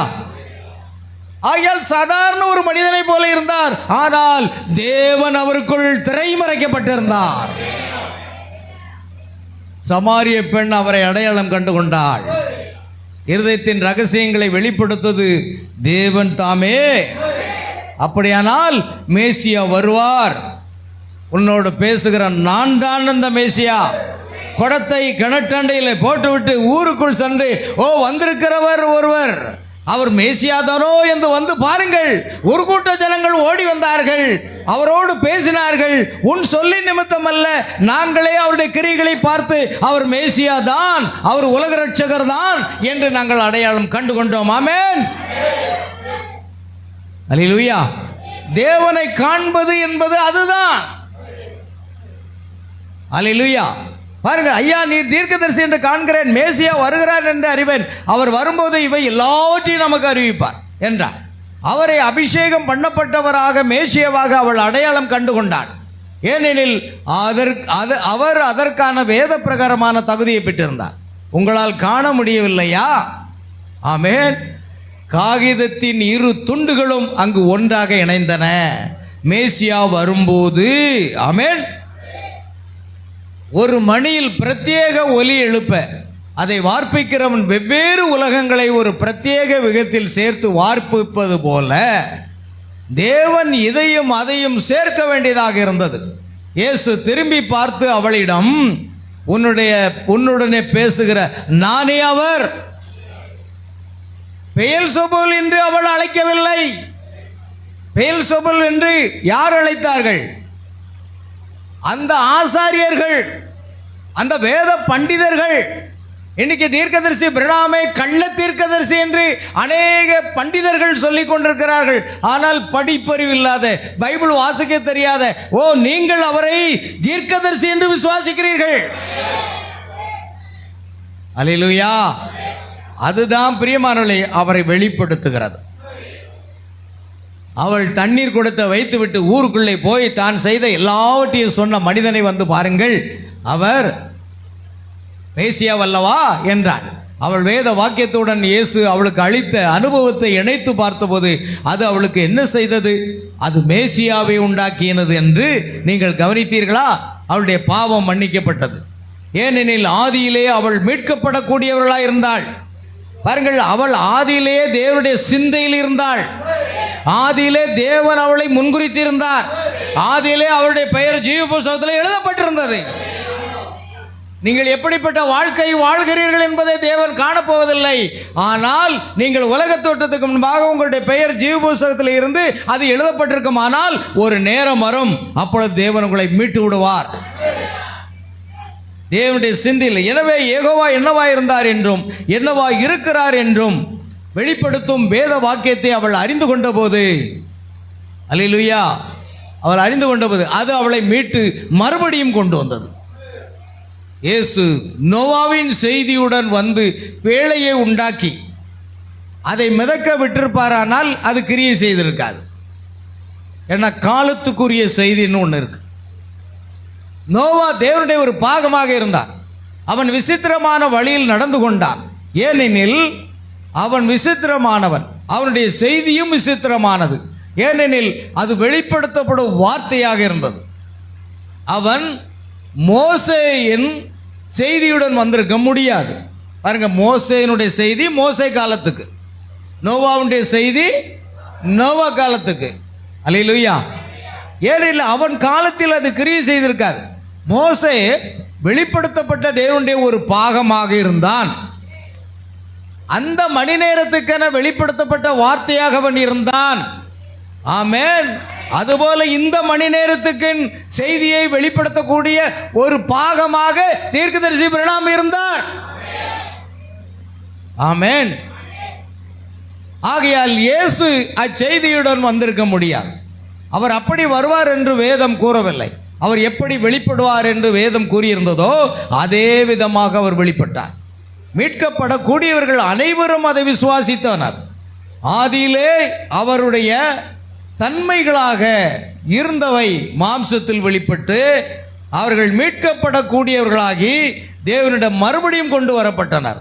அவரை ஏற்றுக்கொண்டவர்கள் எத்தனை பேர்களோ அத்தனை பேர்களும் தேவனுடைய பிள்ளைகளாகும்படிக்கு அவர்களுக்கு அதிகாரம் கொடுத்தார். ஆமென். நீங்கள் தேவனுடைய பிள்ளைகள், நீங்கள் இயேசு கிறிஸ்துவினுடைய மனவாட்டி. நீங்கள் உங்க பரிசுத்தம் கிடையாது, உங்க நீதி கிடையாது, தேவனுடைய அனாதி தீர்மானம், முன்குறித்தல். ஏனெனில் அவர்கள் மீட்கப்படக்கூடியவர்கள், ஆதியிலிருந்தே அவர்கள் அவருடைய சிந்தையில் இருந்து பின்பு வெளிப்பட்டவர்கள். பாருங்கள், இம்மணி நேரத்துக்குரிய செய்தியை யெகோவாவின் வெளிப்பட்ட சிந்தைகளை இன்றிரவு நாம் சிந்தித்து பார்க்க முடியுமானால் நமது பெயர்கள் உலக தோற்றத்துக்கு முன்பே ஜீவ புஸ்தகத்தில் எழுதப்பட்டு விட்டன. ஆமென். உங்க பேர் உலக தோற்றத்துக்கு முன்னால எழுதியாச்சு. ஆமென். அப்படியானால் நம்மால் இரண்டு சாராரையும் காண முடிகிறது. நான் முன்பு கூறின விதமாக ஒரு சாராருக்கு மற்ற சாரார் ஏன் வினோதமாக காணப்படுகின்றனர் என்று. அது அப்படித்தான் இருக்கும். எக்காலத்திலும் அது அப்படித்தான் இருந்து வந்துள்ளது. இனி எப்பொழுதும் அது அப்படித்தான் இருக்கும். அவர் வார்த்தை மாம்சமாகி நம்முடைய வாசம் பண்ணினார். 1 பேதுரு 1ஆம் அதிகாரத்தை 1ஆம் வசனத்தை வாசிங்கள். 1 பேதுரு என்று நினைக்கிறேன். இயேசு கிறிஸ்துவின் அப்போஸ்தலனாகிய பேதுரு, பொந்து, கலாத்தியா. அதில் நாங்கள் அவரை பார்த்தோம். அது தேவனுடைய மகிமைக்கு ஏற்ற மகிமையாக இருந்தது. 1 பேதுரா 2 பேதுரா?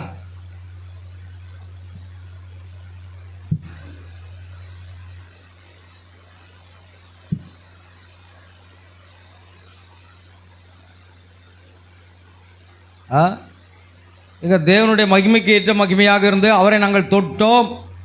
அந்த வசனம்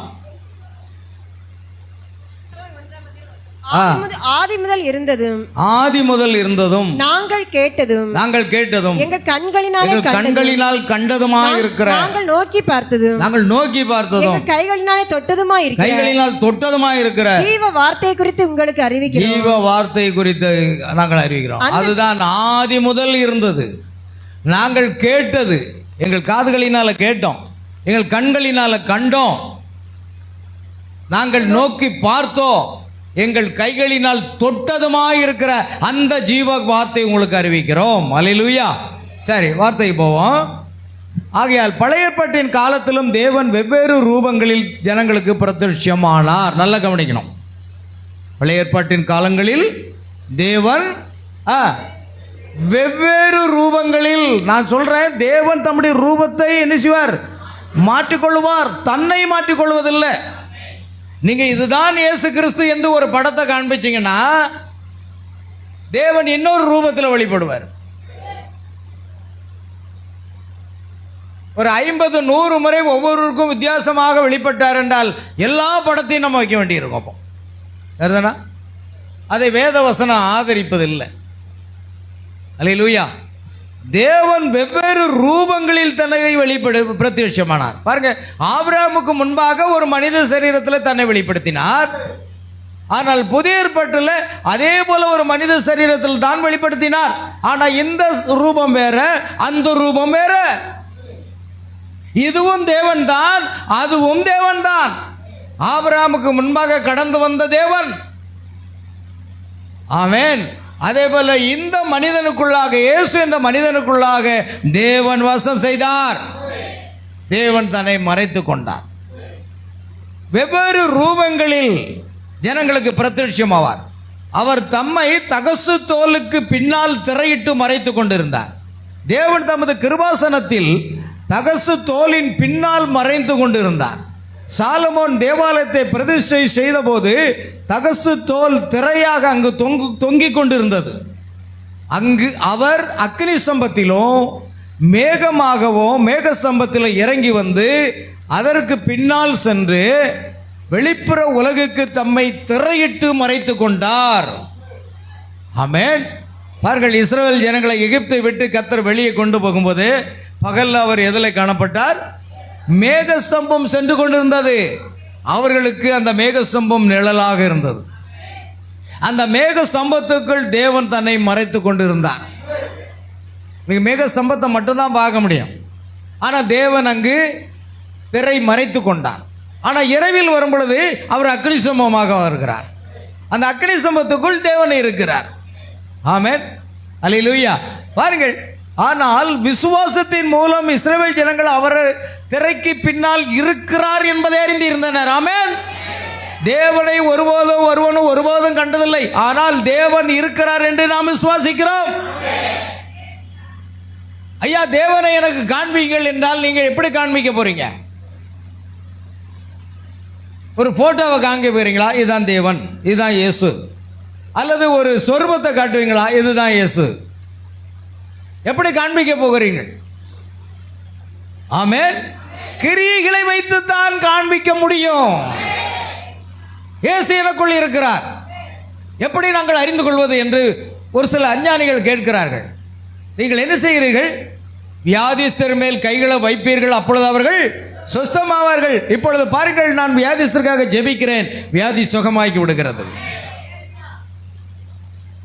ஆமென். இயேசு எனக்கு காண்பீங்கள், இப்பொழுது நான் காண்பிக்கிறேன். இயேசு கிறிஸ்துவின் நாமத்தில் போ பிசாசே, அது உருண்டு ஓடி விடுகிறது. ஆமென். அலறி அடித்து ஓடி விடுகிறது. என்ன காண்கிறீர்கள்? இயேசு நமக்குள் இருக்கிறார் என்பதை இந்த உலகம் காணும். இயேசு இருக்கிறார் என்று பாடுற பாட்டல்ல, கிரியைகளை வைத்துத்தான் நீங்கள் இயேசுவை வெளிப்படுத்த முடியும். எனக்குள் வாசமா இருக்கிறார் என்றால் அந்நிய பாஷை பேசுறதுனால அல்ல, தீர்க்க தரிசனம் உரைக்கிறதாக அல்ல, அல்லது மற்ற எந்த காரியம் அல்ல. பிரியமானவர்களே, அவருடைய கிரியைகள் நம்மிலிருந்து வெளிப்படணும். நூற்றுக்கணக்கான பிசாசுகளை இயேசு கிறிஸ்துவின் நாமத்தில் நான் துரத்தி இருக்கிறேன். காரணம், அது நான் அல்ல, அது இயேசு. இயேசு பரிசுத்த ஆவியாக நமக்குள் வாசமாக இருக்கிறார். அல்லேலூயா. புற்றுநோய் முதல் 2 கால்களும் செயலிழந்து நடக்க முடியாதவர்களும் நடந்து கொண்டிருக்கிறார்கள். யார்? அது தேவன் நமக்குள் வாசம் செய்கிறார். காரணம், நீங்கள் தேவனுடைய ஆலயமாக இருக்கிறீர்கள். தேவனுடைய ஆவி உங்களில் வாசமாக இருக்கிறார் என்பதை அறியாதிருக்கிறீர்களா? இப்போ நாம தான் தேவனுடைய ஆலயம். நமக்குள்ள தேவன் ஆவியாக வாசம் செய்கிறார். எனக்கு காட்டுங்க இயேசுவை. எங்க போய் காட்ட போறீங்க? சர்ச்சில் இருக்க சொர்பத்தையா, இல்லை இங்க இருக்கிற இந்த படத்தையா? எதை காட்ட போறீங்க இயேசு யார் என்று? கிரியைகளை வைத்து தான் இயேசு. ஆமென். அவரை நாம் காண முடியும். நிக்கதேமு ராத்திரி வேளையில் வந்தான். இயேசுவை பார்த்த, ரவி, நீர் தேவனிடத்தில் இருந்து வந்த போதகர், தேவன் உம்மோடு இல்லை என்றால் இப்படிப்பட்ட கிரியைகளை ஒருவனும், இப்படிப்பட்ட அற்புதங்களை ஒருவனும் செய்ய மாட்டான். தேவன் அங்குவருக்குள் இருந்தார் என்பதை அவன் கண்டுகொண்டான். இன்றைக்கு உலகத்தார் உங்களுக்குள் இயேசு இருப்பதை கண்டுகொள்ள வேண்டும். பைபிளை தூக்கிட்டு சர்ச்சுக்கு போறதுனால ஒருத்தன் கிறிஸ்தவனா மாற முடியாது. இல்லை இனிமையான பாட்டு பாடுறதுனால நம்ம கிறிஸ்தவனா மாற முடியாது. இயேசு கிறிஸ்துவை நம்மில் இருந்து நாம் வெளிப்படுத்த வேண்டும். அங்குதான் அது நடந்தது. அல்லேலூயா. இஸ்ரவேல் ஜனங்கள் திரைக்கு பின்னால் அவர் இருக்கிறார் என்று விசுவாசித்தனர். அஞ்ஞான உலகம் என்ன கூறின போதிலும் அவர் அங்கு இருப்பதை அவர்கள் அறிந்திருந்தனர். பாருங்கள், திரை போடப்பட்டிருக்கிறது, மறைக்கப்பட்டிருக்கிறது. ஆனால் தேவன் மகா பரிசுத்த ஸ்தலத்திலே வாழ்ந்து கொண்டிருக்கிறார். ஆமென். தேவன் மகா பரிசுத்த ஸ்தலத்திலே வாழ்ந்து கொண்டிருக்கிறார் என்று விசுவாசிக்கிறார்கள். ஆனால் விசுவாசியோ விசுவாசத்தின் மூலம் அவர் திரைக்கு பின்னால் இருக்கிறார் என்பதை உணர்ந்திருந்தான். அவர்கள் இரக்கம் பெற்றனர்.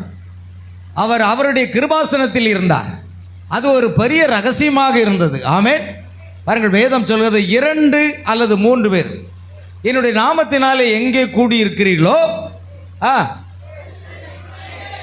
அவர்கள் நடுவில் நான் இருக்கிறேன். இப்பொழுது நாம் கர்த்தராக இயேசு கிறிஸ்து நாமத்தில் கூடி வந்திருக்கிறோம். நம்ம மத்தியில் இயேசு இருக்கிறாருங்க. அதுவும் பலமுள்ள தூதனா இருக்கிறாருங்க. அது கர்ச்சிக்கிற சிங்கமா இருக்கிறாருங்க. புரியுதா? இல்லையே, எங்கேயுமே காணலையே. அல்லேலூயா. ஓ, அவரை நாம் என்ன செய்ய முடியாது? காண முடியாது. அவரை உணர முடியும், அவரை அறிந்து கொள்ள முடியும். ஆமென். அதுதான் தேவன் என்பதை அறிந்து கொள்வதற்கு ஒரு வாய்ப்பு இருக்கிறது. பைபிளில் ஒரு வசனத்தை நான் வாசிக்க விரும்புகிறேன். அவர் தேவன் என்பதை எப்படி அறிந்து கொள்வார்? யாத்திராகமத்தின் புஸ்தகம் 8ஆம் அதிகாரம் 17 முதல் 19 வசனத்தை வாசிங்க. யாத்திராகமம் 8ஆம் அதிகாரம் 17 முதல் 19. செய்தார்கள். ஆரோன் தன் கையில் இருந்த தன் கோலை நீட்டி பூமியின் புழுதின் மேல் அடித்தான். அப்பொழுது அது மனிதர் மேலும் மிருக ஜீவன்கள் மேலும் பெண்களாய் எகிப்து தேசம் எங்கும் பூமியின் புழுதி எல்லாம் பெண்களாயிற்று. மந்திரவாதிகளும் தங்கள் மந்திர வித்தையினால் பெண்களை பிறப்பிக்கும்படி பிரயத்தனம் செய்தார்கள். செய்தும் அவர்களால் கூடாமல் போயிற்று. பெண்கள் மனிதர் மேலும் மிருக ஜீவன்கள் மேலும் இருந்தது. அப்பொழுது மந்திரவாதிகள் பார்வோனை நோக்கி, இது தேவனுடைய விரல் என்றார்கள். ஆமென். ஆனாலும் போதும். இந்த பெண்கள் புழுதியில் அடித்த உடனே பெண்கள் எல்லா இடத்துக்கும் வந்துட்டு, மந்திரவாதிகளும் முயற்சி பண்ணி பார்த்தாங்க, ஆனால் பெண்கள் வரல. அப்போ அந்த மந்திரவாதிகள் என்ன சொன்னாங்க? இது தேவனுடைய விரல், இது தேவனுடைய வல்லமை, இது தேவன் தாமே. அங்கதான் நீங்க கண்டுபிடிக்கணும். தேவனுடைய கிரியை வெளிப்படும் பொழுது தேவனை தவிர யாரும் இந்த கிரியை செய்ய முடியாது. இயேசு பிறவி குருடனுடைய கண்கள் திறக்கப்பட்டது. ஆமென். அந்த குருடனிடத்தில் வந்து கேட்குறாங்க, உன் கண்களை திறந்தது யார்? ஆமென். பிறவி குருடனுடைய கண்களை ஒருவனும் இதுவரைக்கும் திறந்தது இல்லையே. அப்படியானால் அவர் தேவனாகத்தான் இருக்க முடியும். அதுதான் உருவம் அல்ல பிரியமானவர்களே. தேவனுடைய கிரியைகளை பார்த்து நீங்கள் தேவன் இங்கு இருக்கிறார், என்னோடு இருக்கிறார், நம் மத்தியில் இருக்கிறார் என்று விசுவாசியுங்கள். தேவன் தன்னை மறைத்து கொண்டு தன்னை வெளிப்படுத்துகிறார். அல்லேலூயா. கவனிங்க, போட்டோம் செய்தி. அவர்கள் இரக்கம் பெற்றனர். அவர் அவருடைய கிருபாசனத்தில் இருந்தார். அது ஒரு பெரிய ரகசியமாக இருந்தது. பழைய ஏற்பாட்டின் காலத்தில் அந்த தோலுக்கு பின்னால் செல்லுதல் மரணத்தை விளைவிக்கும் என்று உங்களுக்கு தெரியும். ஆமென். பாருங்க, மகா பரிசுத்த ஸ்தலத்துக்குள்ள போகக்கூடாது. ஒரு ஆசாரியன் வருஷத்துக்கு எப்போ போவார்? ஒரே ஒரு முறை மட்டும்தான், வருஷத்துக்கு ஒரு முறை மட்டும்தான் ஆசாரியன் போவார். ஆசாரியனுக்கு சரியான தகுதி இல்லைன்னா அவர் உள்ளே மரித்து விடுவார். அப்போ மரித்தவனை உள்ளே இருந்து வெளியே கொண்டு வரணும்னா என்ன செய்யணும்? அடுத்தவன் போனா அவனும் மரித்து விடுவான். அல்லேலூயா. அவன் காலிலே ஒரு சங்கிலியை கட்டிடுவார்கள். அந்த சங்கிலியை பிணைக்கப்பட்டு அவன் உள்ளே செல்லும் பொழுது தகுதியற்ற ஒரு ஆசாரியனாக இருந்தால் அங்கே மரித்து விடுவான். போன ஆளை காணல அப்படின்னா சங்கிலியை இழுத்து வெளியே எடுப்பார்கள் பிணமாக. ஏன்னா தேவ சமூகத்தில் யாருமே போக முடியாது. சர்வ வல்லமையுள்ள தேவன். அல்லேலூயா. ஆனால் அவரை ஒரு நாள் நாம் முகமுகமாக பார்க்க போகிறோம். பரலோகத்தில் அவரோடு வாழப் போகிறோம். அந்த மகிமையான நாளை இழந்து போகக்கூடாது பிரியமான தேவ பிள்ளைகளே. அல்லேலூயா. பாருங்கள், அந்த மகா பரிசுத்தத்துக்குள்ளாக அந்த திரைக்கு உள்ளாக செல்லுவது மரணத்தை விளைவிக்கும். ஆமென். ஆனால் இப்பொழுதோ அதன் பின்னால் நீங்கள் செல்லாமல் இருத்தல் மரணத்தை விளைவிக்கும். அங்க உள்ள போனா மரணம், ஆனா உள்ள போகலைன்னா மரணம். இப்போ நாம எங்க போயாகணும்? அந்த மகா பரிசுத்த ஸ்தலத்துக்குள்ள போயாகணும்.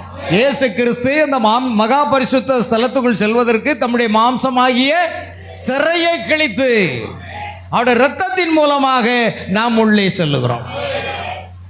அந்த மகா பரிசுத்த ஸ்தலத்துக்குள்ள போகலன்னா நமக்கு அது மரணத்தை கொண்டு வந்து விடும். ஆமென். அக்காலத்தில் அவருடைய மகிமைக்குள் பிரவேசித்தல் பிரவேசிப்பது இருப்பது மரணத்தை விளைவிக்கும். அவருடைய மகிமைக்குள் பிரவேசிப்பது மரணத்தை விளைவிக்கும். அக்காலத்தில் அவருடைய சமூகத்தில் பிரவேசிப்பது மரணத்தை விளைவித்தது. அது முன்னும் பின்னும் மாறுகின்றது. நாம் எந்த காலத்தில் வாழ்ந்து கொண்டிருக்கிறோம் என்று நீங்கள் வேதத்தின் வாயிலாக அறிந்து கொள்ள வேண்டும். கல்வாரியில் திரைச்சிலை இரண்டாக கிழிந்த போது கிருபாசனம் வெளிப்படையான காட்சிக்கு வந்தது. என்ன நேர்ந்தது? அது இரத்தம் சொட்டினதாக கல்வாரியில் தொங்கிக் கொண்டிருந்தது. ஆமென். அல்லேலூயா. இந்த லெந்து நாட்கள் சொல்லும் பொழுது தேவாலயத்தில் என்ன போட்டிருப்பாங்க? கருப்பு கலரில் ஒரு சீலை போட்டிருப்பாங்க. இயேசு வெயிட் இருந்த போது அந்த திரையை என்ன செய்வாங்க? அதை நீக்கிடுவாங்க. அல்லேலூயா. ஆனால் உண்மையாகவே இயேசு கல்வாரி சிலுவையிலே தன் ஜீவனை விட்ட பொழுது அங்கே என்ன நடந்தது? தேவாலயத்தின் சிறைச்சிலை மேல் தொடங்கி கீழ் வரைக்கும் ரெண்டாக கிழிந்தது. இயேசு காட்சியில் வந்தார். ஆமென். அல்லேலூயா. பாருங்கள், ஒவ்வொரு ஆண்டும் அவர்கள் இரத்தத்தை கொண்டு சென்று பிரகாரத்திலும் கிருபாசனத்தின் மேலும் தெளித்து அதை சுத்திகரித்தனர். ஆனால் தேவனோ தமது மகத்தான மின்னல் வல்லமையினால் அந்த தகசு தோல் திரைச்சிலையை மேலிருந்து கீழ் வரைக்கும் இரண்டாக கிழித்தார். அப்பொழுது கிருபாசனம் வெளிப்படையான காட்சிக்கு வந்தது. ஆமென். உண்மையான தேவ ஆட்டுக்குட்டி வெளிப்படையான காட்சியாக அந்த உண்மையான கிருபாசனமாகிய கல்வாரியில் தொங்கிக் கொண்டிருக்கிறோம். நம்மை நன்கு அறிந்து கொள்ளவும் நாம் அவரை நன்கு அறிந்து கொள்ளவும் மனிதனாக வெளிப்பட்டு நம்மில் ஒருவராக ஆகி தேவன் கிரயத்தை செலுத்தினார். ஆமென். ஆகையால் நாம் ஏற்ற சமயத்தில் சகாயம் செய்யும் கிருபை அடைம்படிக்காக கிருபாசன தண்டையில் சேர கடவோம். எபிரேயர் புஸ்தகத்தில் அந்த வசனம் இருக்கிறது. கடைசி வசனம் எத்தனாவது அதிகாரம்னு எனக்கு ஞாபகம் இல்லை. சரி விடுங்க. ஆகையால் இஸ்ரவேலர் அனைவருக்கும் வெளிப்படையான காட்சிக்கு வந்தது. முடிஞ்சுதா? அடுத்து நான் கேள்விப்பட்டேன். இப்பொழுது இன்னும் கொஞ்சம் தானே இருக்கும், இன்னொரு 5 நிமிஷம் இருக்குமா? ஓகே, சீக்கிரம் முடிச்சிருவோம். இருந்தாலும் அன்னைக்கு செய்தி நமக்கு டைம் லேட்டாக ஆரம்பித்தாலும் இன்னொரு 15 நிமிஷம். நான் கேள்விப்பட்டேன், இப்பொழுது காண்கிறேன். ஆனால் அப்பொழுது ஆவியின் ஊக்கம் அவனுடைய இருதயத்துக்குள் நுழைந்த போது அவனால் தேவனை காண முடிந்தது. யோபு யாரை பார்க்கிறான்? தேவனை காண முடிந்தது. யோபு பற்றி தான் இது சொல்லப்பட்டிருக்கிறது. மின்னல் அடித்தது, இடி முழங்கினது. அப்படி நேர்ந்த போது அவன் எழுந்து நின்று என் மீட்பர் உயிரோடு இருக்கிறார் என்று நான் அறிந்திருக்கிறேன். அங்கு மின்னல் அடிக்கிறது. அங்கு என்ன உண்டாகிறது? மீண்டுமாக மின்னல் அடிக்கிறது, இடி முழங்கினது. இடி முழக்கம் என்பது என்ன என்று பார்த்தோம்? தேவனுடைய சத்தம். அதுதானே நாம் பிரதிஷ்டை ஆராதனை போது பார்த்தோம். 34வது ஆண்டு விழாவோடு இடி முழக்கம் என்பது தேவனுடைய சத்தம். ஒரு இடி முழக்கம் உண்டாகிறது என்றால் தேவனுடைய சத்தம் வெளியாகிறது, தேவன் பேசுகிறார். யோபுக்கு மத்தியிலும் மின்னல் அடிக்கிறது, பின்பு இடி முழங்குகிறது. அப்படி நேர்ந்த போது அவன் உடனே புரிஞ்சிட்டான், அப்படியானால் தேவன் இப்பொழுது காட்சியில் வரப்போகிறார். நான் அவரோடு பேச போகிறேன், அவர் என்னோடு பேச போகிறார். அவன் எழுந்து நின்று கொண்டு என் மீட்பர் உயிரோடு இருக்கிறார்,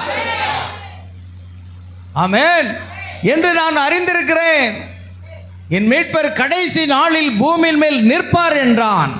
பாருங்கள், அவனுடைய விசுவாசத்துக்கு தேவன் அளித்த பலனை அவன் காணத் தொடங்கினான். எப்படிப்பட்ட விசுவாசம் இருக்கிறது உங்களுக்கு?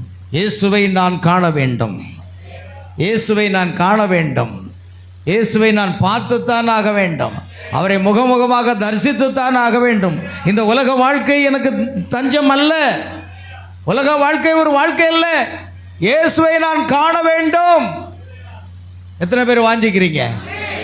அல்லேலூயா. கவனிங்க, அவனுடைய விசுவாசத்துக்கு தேவன் அளித்த பலன். நம்மால் தேவனை காண முடியுமா என்று நாம் வியக்கிறோம். அவரை நாம் காண ஏதாகிலும் வழி உண்டா? தேவன் ஒரே ஒரு வழியை மாத்திரமே வகுத்திருந்தார், அதாவது யோபுவை சோதித்தல். ஆமென். தேவனை காண்பதற்கு எந்த வழியா போனோம்? பவுல் அப்போஸ்தலன் ஒரு இடத்துல சொல்றாரு, அநேக உபத்திரங்களின் வழியாக நாம் தேவனுடைய ராஜ்யத்துக்குள் பிரவேசிக்க வேண்டும். தேவனுடைய ராஜ்யம் புசிப்பும் குடிப்பும் அல்ல. ஆமென். அது நீதியும் சமாதானமும் பரிசுத்த ஆவியினால் உண்டாகக்கூடிய ஒரு சந்தோஷம். கர்த்தருடைய ஆலயத்துக்கு போவோம், என்ன வந்துடும்? என்னமா பெறப்படல? 10 மணிக்கு ஆராதனை, நீ 10 மணிக்கு வீட்டில் உட்காந்துக்கிட்டு இருக்க. ஒரு தட்டு மண்டையில் தட்டுங்க, புருஷன் மனைவியை தட்டுங்க, மனைவி புருஷனை தட்டுங்க, தப்பு இல்லை. ஆமென். தட்டிருங்க. ஏன்னா கர்த்தருடைய ஆலயத்துக்கு போனா என்ன இருக்கணும்? ஒரு சந்தோஷம் இருக்கணும். அதுதான் தேவனுடைய ராஜ்யம் புசிப்பும் இல்லை. கொடுங்க கொஞ்சம் ஒரு மணி நேரம், இன்னும் ஒரே ஒரு இட்லி தான் இருக்கு, நான் சாப்பிட்டு வந்துடுறேன். போய் தொடப்படுற இட்லியை, ஒரு இட்லினால உனக்கு ஆராதனை வரைக்கும் டைம் பிடிக்குமானாலும் இட்லி தூக்கி துற போட்டு வந்துடு. நாமலாம் தூக்கி துற போட்டுருவேன். இந்த இட்லி ஆராதனைக்கு போக முடியும், என்ன தடுக்குதான்? போ பிசாசை, இட்லியை தூக்கி துறப்பட்டு வந்துக்கிட்டே இரு. புரியுதா? சாப்பாட்டுக்காக நீ டைமுக்கு ஆராதனைக்கு வரல அப்படின்னு சொன்னாலே சரியில்லை. அது அதனால தான் காலையில் நீங்கள் சாப்பிடாம வாங்க. நீங்கள் இட்லி சாப்பிட்டு, வடை சாப்பிட்டு, அப்புறம் சூடாக வரக்கூடிய தோசையும் சாப்பிட்டு, அப்புறம் டீயை குடிச்சிக்கிட்டு, அப்புறம் மெதுவாக அதுக்கப்புறம் சர்ச்சுக்கு வரேன், என்ன பிரயோஜனம்? சாப்பிடாதீங்க. காலையில் ஒரு டம்ளர் காப்பியோடு வந்துடுங்க. ஆமென். ஆவியினுடைய வல்லமை எந்த அளவுக்கு இருக்குன்னு பாருங்க. தேவ பிரசன்னம் எந்த அளவுக்கு இருக்குன்னு பாருங்க. நீங்கள் ஒரு ரொம்ப சாப்பிடல, ஒரு 2 இட்லி 2 பூரி 2 வடை இவ்வளோதான் சாப்பிட்டோம் பாஸ்டர், அதுக்கு மேலே சாப்பிடல. அதான் இங்கே வந்து தூங்கிட்டு இருக்கோம். காலையில் தூங்குறவங்க யாராவது இருந்தீங்க, காலையில் ஒன்றுமே சாப்பிட்டாங்க, ஒரு டம்ளர் காப்பி போதும். அல்லேலூயா. கவனிங்க, அதாவது ஒரு வழியை மாத்திரம் தேவன் வைத்திருக்காங்க, அது யோபை சோதித்தல். நீங்கள் தேவனை காண்பதற்கு முன்பாக என்ன செய்யப்பட வேண்டும்? சோதிக்கப்படணும். நீங்கள் தேவனிடத்தில் ஆசீர்வாதத்தை பெற வேண்டுமானால் என்ன செய்யப்பட வேண்டும்? சோதிக்கப்பட வேண்டும். சோதனைக்கு பிறகுதாங்க ஆசீர்வாதம். சோதனைக்கு பிற்பாடுதாங்க நீங்கள் தேவனை காண முடியும். கிறிஸ்துவ வாழ்க்கை பஞ்சுமத்தை கிடையாது. மலைக்கு போறவனே கல்லும் முள்ளும் காலுக்கு மெத்தைன்னுக்கிட்டு போறான். யாரை பார்க்க? அங்கே ஏதோ ஒரு சிலையை பார்க்கறதுக்காக கல்லும் முள்ளும் காலுக்கு மெத்தைன்னுக்கிட்டு போகிறான். ஆமென். பாஸ்டர் போன வாரம் ஆராதனைக்கு ரேடியோ போச்சு. ஏன்னா செருப்பை சின்ன பிள்ளையில எங்கேயோ தூக்கி போட்டுட்டு செருப்பை தேடி பார்த்தா காணும். அதனால தான் ஆராதனைக்கு வரல. செருப்பு இல்லைன்னா இவர் ஆராதனைக்கு வர மாட்டார். அவன் கல்லு முள்ளும் காலுக்கு மெத்தைன்னு போயிட்டே இருக்கான். யார் தான் பரலத்து போவான்னு தெரியல. அல்லேலூயா. கவனிச்சு பாருங்க, அவங்களுக்கு இருக்கிற பக்தி வைராக்கியம் நமக்கு கிடையாதுங்க. நான் உங்களுக்கு குறை சொல்லலை. இன்னும் உட்கார்ந்துருக்காங்க நம்ம ஜெயராணியினுடைய அம்மா செருப்பே இல்லாமல் திருச்செந்தூர் கோயிலுக்கு இங்கேருந்து நடந்து போனாங்க. நீங்கள் செருப்பு இல்லைன்னா தான் ஆராதனைக்கு வர மாட்டீங்களே. செருப்பே போடாமல், உண்மைதானம்மா? நான் பொய் சொல்லிடக்கூடாது பிரசங்கப்படத்தில். செருப்பு போட்டு போனாங்களா? போடலையா? போடல. உண்மைதானா? செருப்பே போடாமல் ஆராதனைக்கு போனாங்க. நம்ம செருப்பு போடலைன்னா ஆராதனைக்கு ஏற்கனவே டைம் ஆகி போச்சு. இதில் செருப்பை தேடுறதுலே ஒரு 1/4 மணி நேரம் போயிடும். நம்ம எப்படிப்பட்ட வாஞ்சையோடு இருக்கிறோன்னு கவனிங்க. அந்த ஜனங்களுக்கு இருக்கிற பக்தி வைராக்கியம் நமக்கு இருக்குதா? ஆமென். கவனிங்க, முதலாவது சோதிக்கப்படணும். உங்கள் வாழ்க்கையில் சோதனை வரல அப்படின்னா நீங்கள் தேவனை பார்க்க முடியாது. யோபுக்கு எல்லா சோதனையும் வந்ததுங்க. தேவனை சும்மா எளிதில் பார்க்கல. தேவன் அவங்கள்ட்ட சும்மா வந்து பேசலை. அவனுடைய என்ன செய்தது? இடி விழுந்து ஆடு மாடுகள் செத்து போனது, பிள்ளைகள் செத்து போனது, சரீரத்தில் என்ன வந்தது? கொப்பளங்கள் வந்தது. மனைவி தூசித்தா. எல்லா நண்பர்கள் வந்தாங்க, அவங்களும் ஆறுதல் சொல்லலை, அவங்களும் தூசித்தார்கள். எல்லாரும் கைவிடப்பட்ட சூழ்நிலையில் ஓட்டை எடுத்து சுரண்டி கொண்டிருக்கிறதே கர்த்தர் பெருங்காற்றில் இறந்து வந்து பேசுகிறார். ஆமென். நீ சோதனைக்கு கூட போகலைன்னா கர்த்தர் உங்ககிட்ட பேச முடியாது. தீர்க்கதரிசி அருமையா சொல்றார். யோபை அவர் சோதிக்கிறார். அந்த சோதனையில தான் நீங்க தேவன் உங்களோடு வந்து பேசுற மகனே கவலைப்படாது. 1979 ஆண்டு என்று நினைக்கிறேன். 79 76 நினைவில்லை. 79 நான் அடிச்சுக்கப்பட்டேன். அந்த காலகட்டத்தில் சென்னையில் வேலை இல்லாமல் அலைஞ்ச காலங்கள் உண்டு. வாழ்க்கையில் நிம்மதி இல்லை, சந்தோஷம் இல்லை, சமாதானம் இல்லை, வேலை இல்லை, வருமானம் இல்லை. கடைசியில் தற்கொலை பண்ணி சாக வேண்டும் என்ற முடிவுக்கு வந்தவன் நான். அல்லேலூயா. ஆம், எல்லாரும் காலைக்கு வேலைக்கு போயிட்டு இருக்கிறாங்க. அந்த 2 தண்டவாளத்தை கடப்பதற்காக ஒரு பாலம் போட்டிருப்பார்கள். அந்த பாலத்தில் ஏறிக்கொண்டு சரியாக 8 மணிக்கு முன்னால் நிற்கிறேன். ஏன்னா 8 மணிக்கு தான் அன்னைக்கு பிருந்தாவன் எக்ஸ்பிரஸ் ரொம்ப ஸ்பீடாக வரும், ஃபாஸ்ட்டு. அதில் விழுந்தா எலும்பு கூட கூடையில் இருக்க முடியாது. அந்த ட்ரெயின் வரக்கூடிய ட்ராக்கில் நான் மேலே நின்றுக்கிட்டு இருக்கிறேன். ஒரு நிமிஷம் என் குடும்பத்தெல்லாம் நினச்சி பார்த்தேன். எனக்கு திருமணமாகலை, நான் ஒரு வாலிபன். அல்லேலூயா. பாருங்க, அதில் விழுந்து சாகணும், இனிமேல் என் வாழ்க்கை இதோட முடிஞ்சு போச்சு.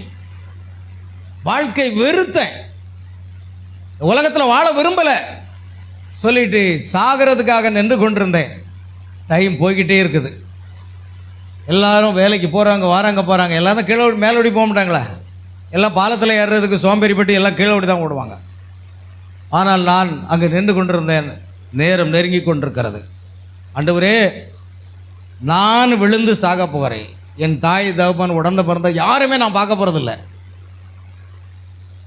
சுக்கு நூறாக போக போகிறேன். எனக்கு இந்த உலகத்தில் வாழ பிடிக்கலை என்று வெறுப்படைந்தவனாக நின்று கொண்டிருந்த பொழுதுதான் ஒரு மெல்லிய சத்தம் என் காதில் கேட்டுச்சு. உண்மையை கேட்குறேன். தேவன் நம்மோடு பேசுகிறாரா? எலியா குகைக்குள் ஒளிந்து கொண்டான். தேவன் எப்படி பேசினார்? போச்சு. அந்த குகைக்குள் எலியா போய் ஒளிந்து கொண்ட போது கர்த்தர் எப்படி பேசினார்? மெல்லிய சத்தத்தோடு பேசினார். பைபிளை போய் வாசித்து பாருங்க. மெல்லிய சத்தத்தோடு பேசினார். அந்த எலியாவோடு பேசின தேவன் என்னோடு பேசினார். ஆமென். அல்லேலூயா. அவர் பேசின வார்த்தை என்ன தெரியுமா? எலியாவினிடத்தில் தேவன் என்ன பேசினார் தெரியுமா? அதுவும் தெரியாது. எலியாவே, உனக்கு இங்கே என்ன காரியம்? பைபிள் எடுத்து வாசித்து பாருங்க. இப்பவும் இல்லை, வீட்டில் போய், எலியாவே உனக்கு இங்கே என்ன காரியம் என்று தேவன் மெல்லிய சத்தத்தோடு பேசினாராம். ஆனால் என்னிடத்தில் தேவன் பேசினார். ஆண்டவராக இயேசு கிறிஸ்து, மகனே, நான் உன்னை நேசிக்கிறேன். ஆமென். மெல்லிய சத்தம் தான் என் காதில் வருது. நான் சுற்றுமுற்றும் பார்க்குறேன், யாரோ என்னோடு பேசுகிறார்களே. ஆமென். எந்த உருவத்தையும் காணலை, யாரும் அங்கே இல்லை. நான் தனிமையாக நின்று கொண்டிருக்கிறேன். இது யார்? என்னோடு பேசுவது யார்? திரும்பவும் அதே சத்தம், மகனே, நான் உன்னை நேசிக்கிறேன். இந்த மெல்லிய சத்தம் என் காதில் வருது. இந்த சத்தம் என் காதின் வழியாக சென்று என் இருதயத்துக்கு சென்ற உடனே என் தற்கொலை எண்ணங்கள் என்னை விட்டு போய்விட்டன. இயேசு நம் வாழ்க்கையில் வருவாரானால் நம்மை மாற்றி விடுகிறது. அல்லேலூயா. என் தற்கொலை எண்ணங்கள் போன உடனே என் உள்ளத்துக்குள்ளாக ஏதோ ஒன்று பேசுகிறது, நீ திரும்பி போ என்று. அல்லேலூயா. நான் ஏதோ ஒரு மாந்திரிகத்தில் கட்டப்பட்டது போல அப்படியே திரும்பி நான் என் வீட்டை நோக்கி ஒரு 15 நிமிடங்கள் நடக்க வந்தேன். நான் என் சகோதரனும் சமையல் செய்து சாப்பிடுவதற்காக ஒரு வீட்டை வாடகைக்கு அமர்த்தியிருந்தோம். நாங்கள் தான் சமையல் செய்து சாப்பிடுவோம். அப்பொழுது நான் நேரடியாக வீட்டுக்கு வந்தேன். என்னோடு பேசின சத்தமானது, முழங்கால் படியிடு, ஜெபம் செய் என்று சொல்ல முழங்கால் படியிட்டேன். மணிக்கணக்காக முழங்கால் படிட்டு கண்ணீர் சிந்துது. என் ட்ரெஸ்ஸு, என் ஷர்ட்டு அழுக்காச்சு, அப்படியே நனைந்தது. அதுபோன்று அழுது புலம்பினேன். அதன் பிற்பாடு, ஆண்டவரே, என் பாவத்தை மன்னியும் என்று சொன்னேன். நான் சிறு வயதிலிருந்து செய்த எல்லா பாவங்களையும் ஆண்டவர் இந்த டிவியில் காண்பிக்கிறது போல எல்லாவற்றையும் திரைக்கு முன்பாக காண்பித்தார். அப்படியே ஒவ்வொன்றாக அறிக்கை செய்து ஆண்டவரிடத்தில் மன்னிப்பு கோரினேன். ஜெபம் முடிந்தது. ஒரு தேவ சமாதானம் எனக்குள் வந்தது. நான் இந்த உலகத்திலே வாழ முடியும், இயேசு என்னை வாழ வைப்பார், இந்த சமுதாயத்தில் நான் ஒரு நல்ல வேலையோடு நல்ல வருமானத்தோடு வாழ முடியும் என்ற நம்பிக்கை எனக்குள்ள கர்த்தர் கொடுத்தார். இன்றைக்கு ஆண்டவர் அதிலிருந்து என்னை உயர்த்தி உயர்த்தி உயர்த்தி உயர்த்தி உயர்த்தி ஆமென் இன்றைக்கு ஒரு ஊழியக்காரனாக உங்கள் மத்தியில் நிறுத்தியிருக்கிறார். அந்த அழைப்பு மாத்திரம் இல்லை என்றால் நான் இந்த ஊழியத்திற்கு வந்திருக்கவே மாட்டேன். ஆமென். அழைப்பின் குரல் கேட்டே என் ஆண்டவர் என்ன உணர்ந்தே, அழைப்பின் குரல் கேட்டே என் ஆண்டவர் என்ன உணர்ந்தேன், அருகினில் தயங்கி நடைபயின்றேன், அருகினில் தயங்கி நடைபயின்றேன், பின்வாயன முன் சென்றார், பின்வாயன முன் சென்றார். அல்லேலூயா. அந்த அழைப்பு தான் என்ன நிறுத்திருக்கு. அதனால தான் எதை பற்றி நம்ம கவலைப்பட போகிறதில்லை. ஆமென். தேவன் உங்கள் ஒவ்வொருவரையும் அழைத்திருக்கிறார் பிரியமானவர்களே.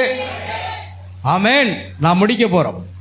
யோபை சோதித்த பிறகு அவன் என் காதினால் உம்மை குறித்து கேள்விப்பட்டேன், இப்பொழுதோ உம்மை நான் காண்கிறேன். அல்லேலூயா. என் காதினால் உம்மை குறித்து கேள்விப்பட்டேன், இப்பொழுது நான் உம்மை காண்கிறேன். என் கண்கள் உம்மை காண்கிறது. பார்த்தீங்களா? எங்கே காண்கிறான் தேவனை? தேவனை எங்கே காண்கிறான்? சுழல் காற்றில் காண்கிறான். புரியுதா உங்களுக்கு? சுழல் காற்றில் இருந்து கர்த்தர் பேசுகிறார். நான் மரண விளிம்பில் நின்று கொண்டிருக்கும் பொழுது இயேசு என்னோடு பேசினார். ஆண்டவர் உங்களோடு பேசுனீங்கன்னா நீங்க ஒரு நாள் கூட ஆண்டவரை பின்பற்றாம இருக்க மாட்டீங்க. சாசு எத்தனை தடை வந்தாலும் பரவாயில்ல, கிறிஸ்து எனக்கு ஜீவன், சாவு எனக்கு ஆதாயம். அல்லேலூயா. இயேசு உங்களை சந்திக்கணும், இயேசு உங்கள்கிட்ட பேசணும், நீங்க ஆண்டவர்கிட்ட பேசணும். அவர் இன்றைக்கும் பேசுகிற தெய்வம். என் கண் உம்மை காண்கிறது என்றான். காணக்கூடாதவரை அவன் தெளிவாக கண்டான். மேகங்கள் உருளுகிறதையும் மின்னல் அடிக்கிறதையும் அவன் கண்டான். இடி முழக்கத்தை அவன் கேட்டான். ஒரு கால அது தெளிவான நாளாக இருந்திருக்கும். அவன் தேவனை அந்த மேகத்திலும் மின்னலிலும் கண்டான். ஆமென். தேவன் எங்கிருந்தார்? அந்த மேகத்தில் இருந்தார், அந்த மின்னலில் இருந்தார், அந்த இடிமுழக்கத்தில் இருந்தார். அதே தேவன் நீங்க நினைக்கிறீங்க ஆண்டவரை பார்க்கணும்னு ஆசைப்படுறேன், என்கிட்ட ஒரு உருவமா வந்து நின்று பேசுவாருன்னு மட்டும் நினைக்காதீங்க.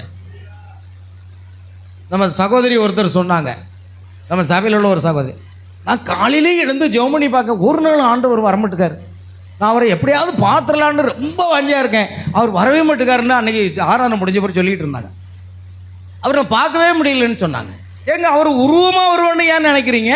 சுழற்காற்றிலே வந்தார், மேகஸ்தம்பத்திலே வந்தார், அக்னி ஸ்தம்பத்திலே வந்தார். ஆமென். மெல்லிய சத்தத்தோடு வருகிறார்.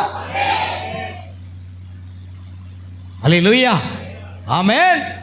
பாருங்கள், இன்றைக்கு நான் தேவனுடைய வார்த்தையை பிரசங்கிப்பதற்கு காரணம், எந்த பைபிள் காலேஜ் நான் படிக்கல, எனக்கு கல்வி அறிவு அதிகமாக கிடையாது. ஆமென். அல்லேலூயா. ஆனால் ஒரு நாள் இந்த கடைசி கால செய்தியை அறிந்து கொள்வதற்காக 7 நாட்கள் என்னுடைய வீட்டில் முன்னறையிலே நான் ஜெபித்து கொண்டிருந்தேன், உபவாசித்து 7 நாட்கள் உபவாசித்து ஜெபித்து கொண்டிருந்த. ஆண்டவரே எனக்கு சத்தியத்தை வெளிப்படுத்தி தாரும், சத்தியத்தை தவிர வேறு எந்த காரியம் எனக்கு வேண்டான்னு சொல்லி அதை அறிவதற்காக 7 நாட்கள் உபவாசம் இருந்தேன். அல்லேலூயா. நாட்கள் கடந்தன. தேவன் என்னை அபிஷேகத்தில் நிரப்பினான். அப்பொழுதுதான் ஒரு நாள், அது 7வது நாளோ எத்தனை நாளோ எனக்கு ஞாபகம் இல்லை, ஒரு நாள் தேவனுடைய பிரசன்னம் இறங்கி வந்தது. தேவனுடைய ஆவியினால் அபிஷேகம் பண்ணப்பட்டேன். அபிஷேகம் பண்ணப்பட்டு நான் தேவனை துதித்து அந்நிய பாஷைகளை பேசி தேவ சமூகத்தில் நான் அவருடைய பிரசன்னத்தில் ஜெபித்து கொண்டிருந்த பொழுது பக்கத்தில் ஸ்டீல் சேர் இருந்தது, அது மேலே விழுந்தது, அந்த சேர் கீழே விழுந்தது. கிச்சனில் இருந்த என்னுடைய 2 பிள்ளைகளும் என்னை வந்து ஓடி பார்க்குறாங்க, பாடுக்கிறாங்க, அப்பா படுத்துக்கிட்டே ஜெபம் பண்ணுறாங்க அப்படின்னு தாயார்கிட்ட போய் சொல்ல. ஆமென். ஓ, தெய்வீக பிரசன்னமானது இறங்கி வருமானால் உங்களால் அதை தாக்கு பிடிக்கவே முடியாது. தேவனுடைய வல்லமை உங்களுக்குள் வரும்பொழுது எப்படி நாம தாக்கு பிடிக்க முடியும்? ஆமென். அல்லேலூயா. அப்பொழுதுதான் ஒரு தரிசனம் வந்தது.